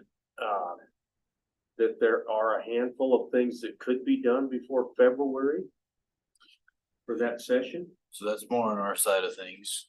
We'll also be working sort of in tandem on this peer review report of the technology. And this kind of goes back to some of the conversations about looking at what you have now.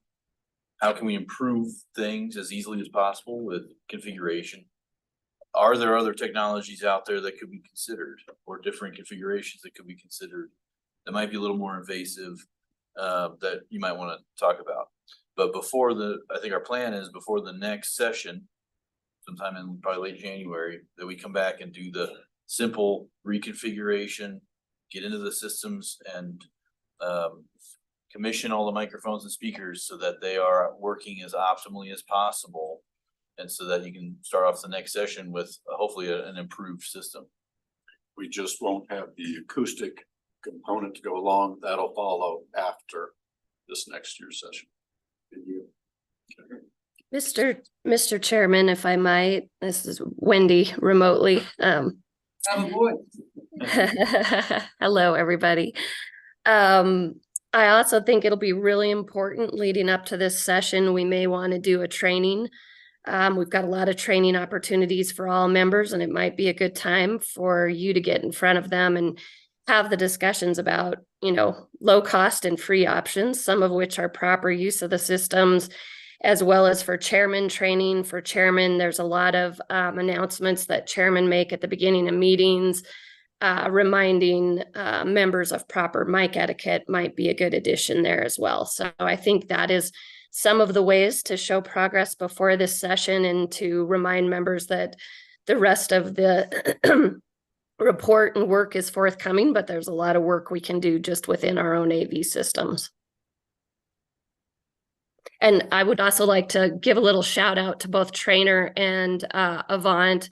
Will and I have walked extensively with them the last 2 weeks, and I think you're in really good hands with both those teams, and a lot of care and expertise has been shown to date.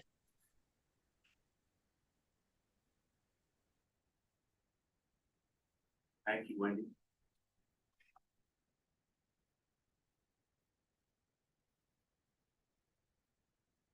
So anything else?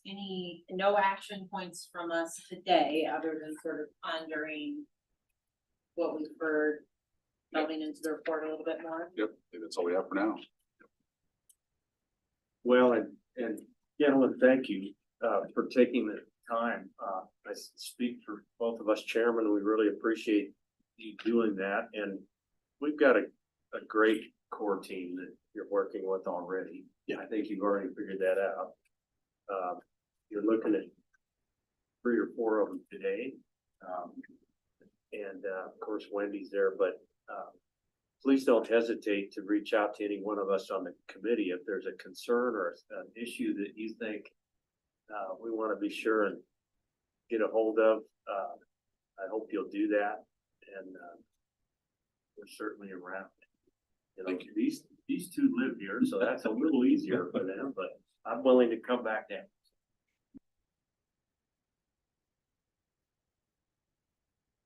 I didn't ask, are you guys out of the Denver office or? You're from. I'm from Kansas right? City. Okay, gotcha. Yes, and we're actually in our Topeka office. Henderson Engineers, they have their Denver office. We also have a Denver office, but the three of us. No, we could, like in the appropriations, we could do temporary things like fabric on the front of the dais that goes around. Yes. We could replace the chairs. You know, those are all hardwood chairs. If we had soft cushion seat chairs, I guess this would make it lots of different reasons. That can make a difference, yes. So there's just little things that we could do, and we could actually experiment with it during the session just to see what. So if there's other little things like that we could do, and we could just have someone just come in and stick that up temporarily. Well, Representative, if the subcommittee can do anything more for that appropriation, just let us know. We'll be right there for you. Like, how will we be so uncomfortable in JEC if the chairs are cushioned? Yeah. I mean, I don't want you sticking around very long there. Cushions would be lying around chairs. You kind of limp out of there anyway. Having sat on one of those for an hour. I did have one more question, and again, I'm not sure if this is more room specific, but it seems that as a trend, a ceiling application is more effective than a wall application, although both are, is that relatively true, or is that just differently done? That's relatively true. There's a couple reasons for that. And it sometimes has to do with the dimensions of the room.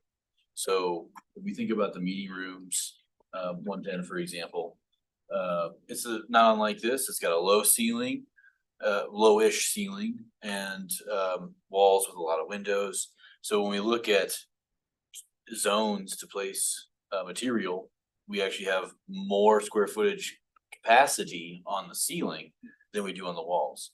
So if we divide those, okay, if we do wall treatment, here's how much absorption we can get. If you look at the ceiling, here's how much more absorption we can get. And therefore the square footage is what's driving that effectiveness. The other factor that can also come into play is the ceiling tends to be really effective because it also is a very primary reflective surface. Everything that I say is hitting the ceiling, and it could either get absorbed or bounce off of it. And so if we put absorption on that surface, it can be pretty beneficial to absorbing the noise. Versus if we do it on the walls, it may be effective for someone sitting at that end of the table if this wall is absorptive, because you're talking out and it's get absorbed before it reflects back and gets to people. Whereas if I'm talking and this wall behind me is absorptive, it might not be as effective for my voice. So the ceiling's a little more uniform for that application. Yeah. Good stuff, guys. Are we done with our acoustical update? We do have to go back and have Will give an update at the cabinet gallery. Yeah, thanks, Madam Chair. So the update we have on the Capitol Gallery is, we've been working with Kevin and Gisty on getting the picture rail up around the gallery. So the picture rail, we did order, it is here. It's over at the loading dock. And now GSD is getting ready to, well, first of all, the art has come down, as you probably noticed. They're getting ready for the next exhibit to come in, which is the end of January, which is why we want to do this now. So GSD is going to come in, have a painter who's going to come around and patch, repair the walls. Now the art is down, and then they're going to start putting up that picture rail. So when you say a rail like that, how far out does that? It's going to be identical to where the composites are. Have you seen that picture rail up above those where they're hanging?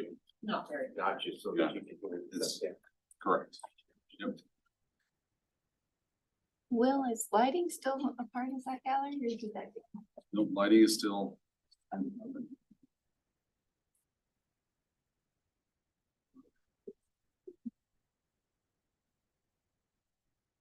So we didn't have public comment on the agenda, and I think I know the answer to this, but is there any public comment? Although I did tell Rihanna, like, I was like, when you all came and sat down, I was like, why are all these reporters here? Nothing else to do. Okay, hearing no public comment, we are going to go up and look. And I'm not sure if we can call the eye back a little bit earlier, but we're gonna go up and look at the practice wall treatments on the outside of the Hirschler building, just to see what we think of the legibility. Anything else, Rihanna? We will look for a file stage review mid-December, and it's for real, meaning it's going to print after this. This is your last chance. Is that all? Please correct anything I say that doesn't mean enough or is too mean. Yeah, Madam Chair, thank you. Yes, but just as a reminder, you'll get the final production art for Wayfinding in December. It is a forever hold your peace. So this is your last opportunity, and please, like I said, as you have time, your internal core team will do a thorough review of it, but fresh set of eyes will not hurt, because I do have a little bit of trepidation of making sure we capture all of the name changes from Capital Classroom to Civics Lab and everything that we've changed along the way that we just want to make sure we get right. So you'll have an opportunity to review that in December. The next meeting is January 5th, and you guys got a primer for what DI plans to do for that. And then I did want you to hold the following dates for the next few meetings, and these are based around legislative session coming up. So we are going to hold February 7th as the next meeting date after January, March 6th. And April 24th, and then we'll look at scheduling May and June as everybody else has their calendars. So I'll be sending out some save the date meeting appointments for those. And it'll just, as you all understand, you know that we'll have to be flexible around these chairmen's schedules of when they have meetings during session. So that's what I did text DI, and we're going to meet us when we adjourn. And we'll walk up together and go look at that treatment on the.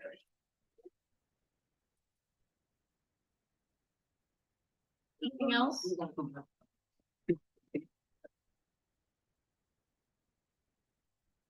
Anything else? We are coming back to. I don't think we are coming back here, right?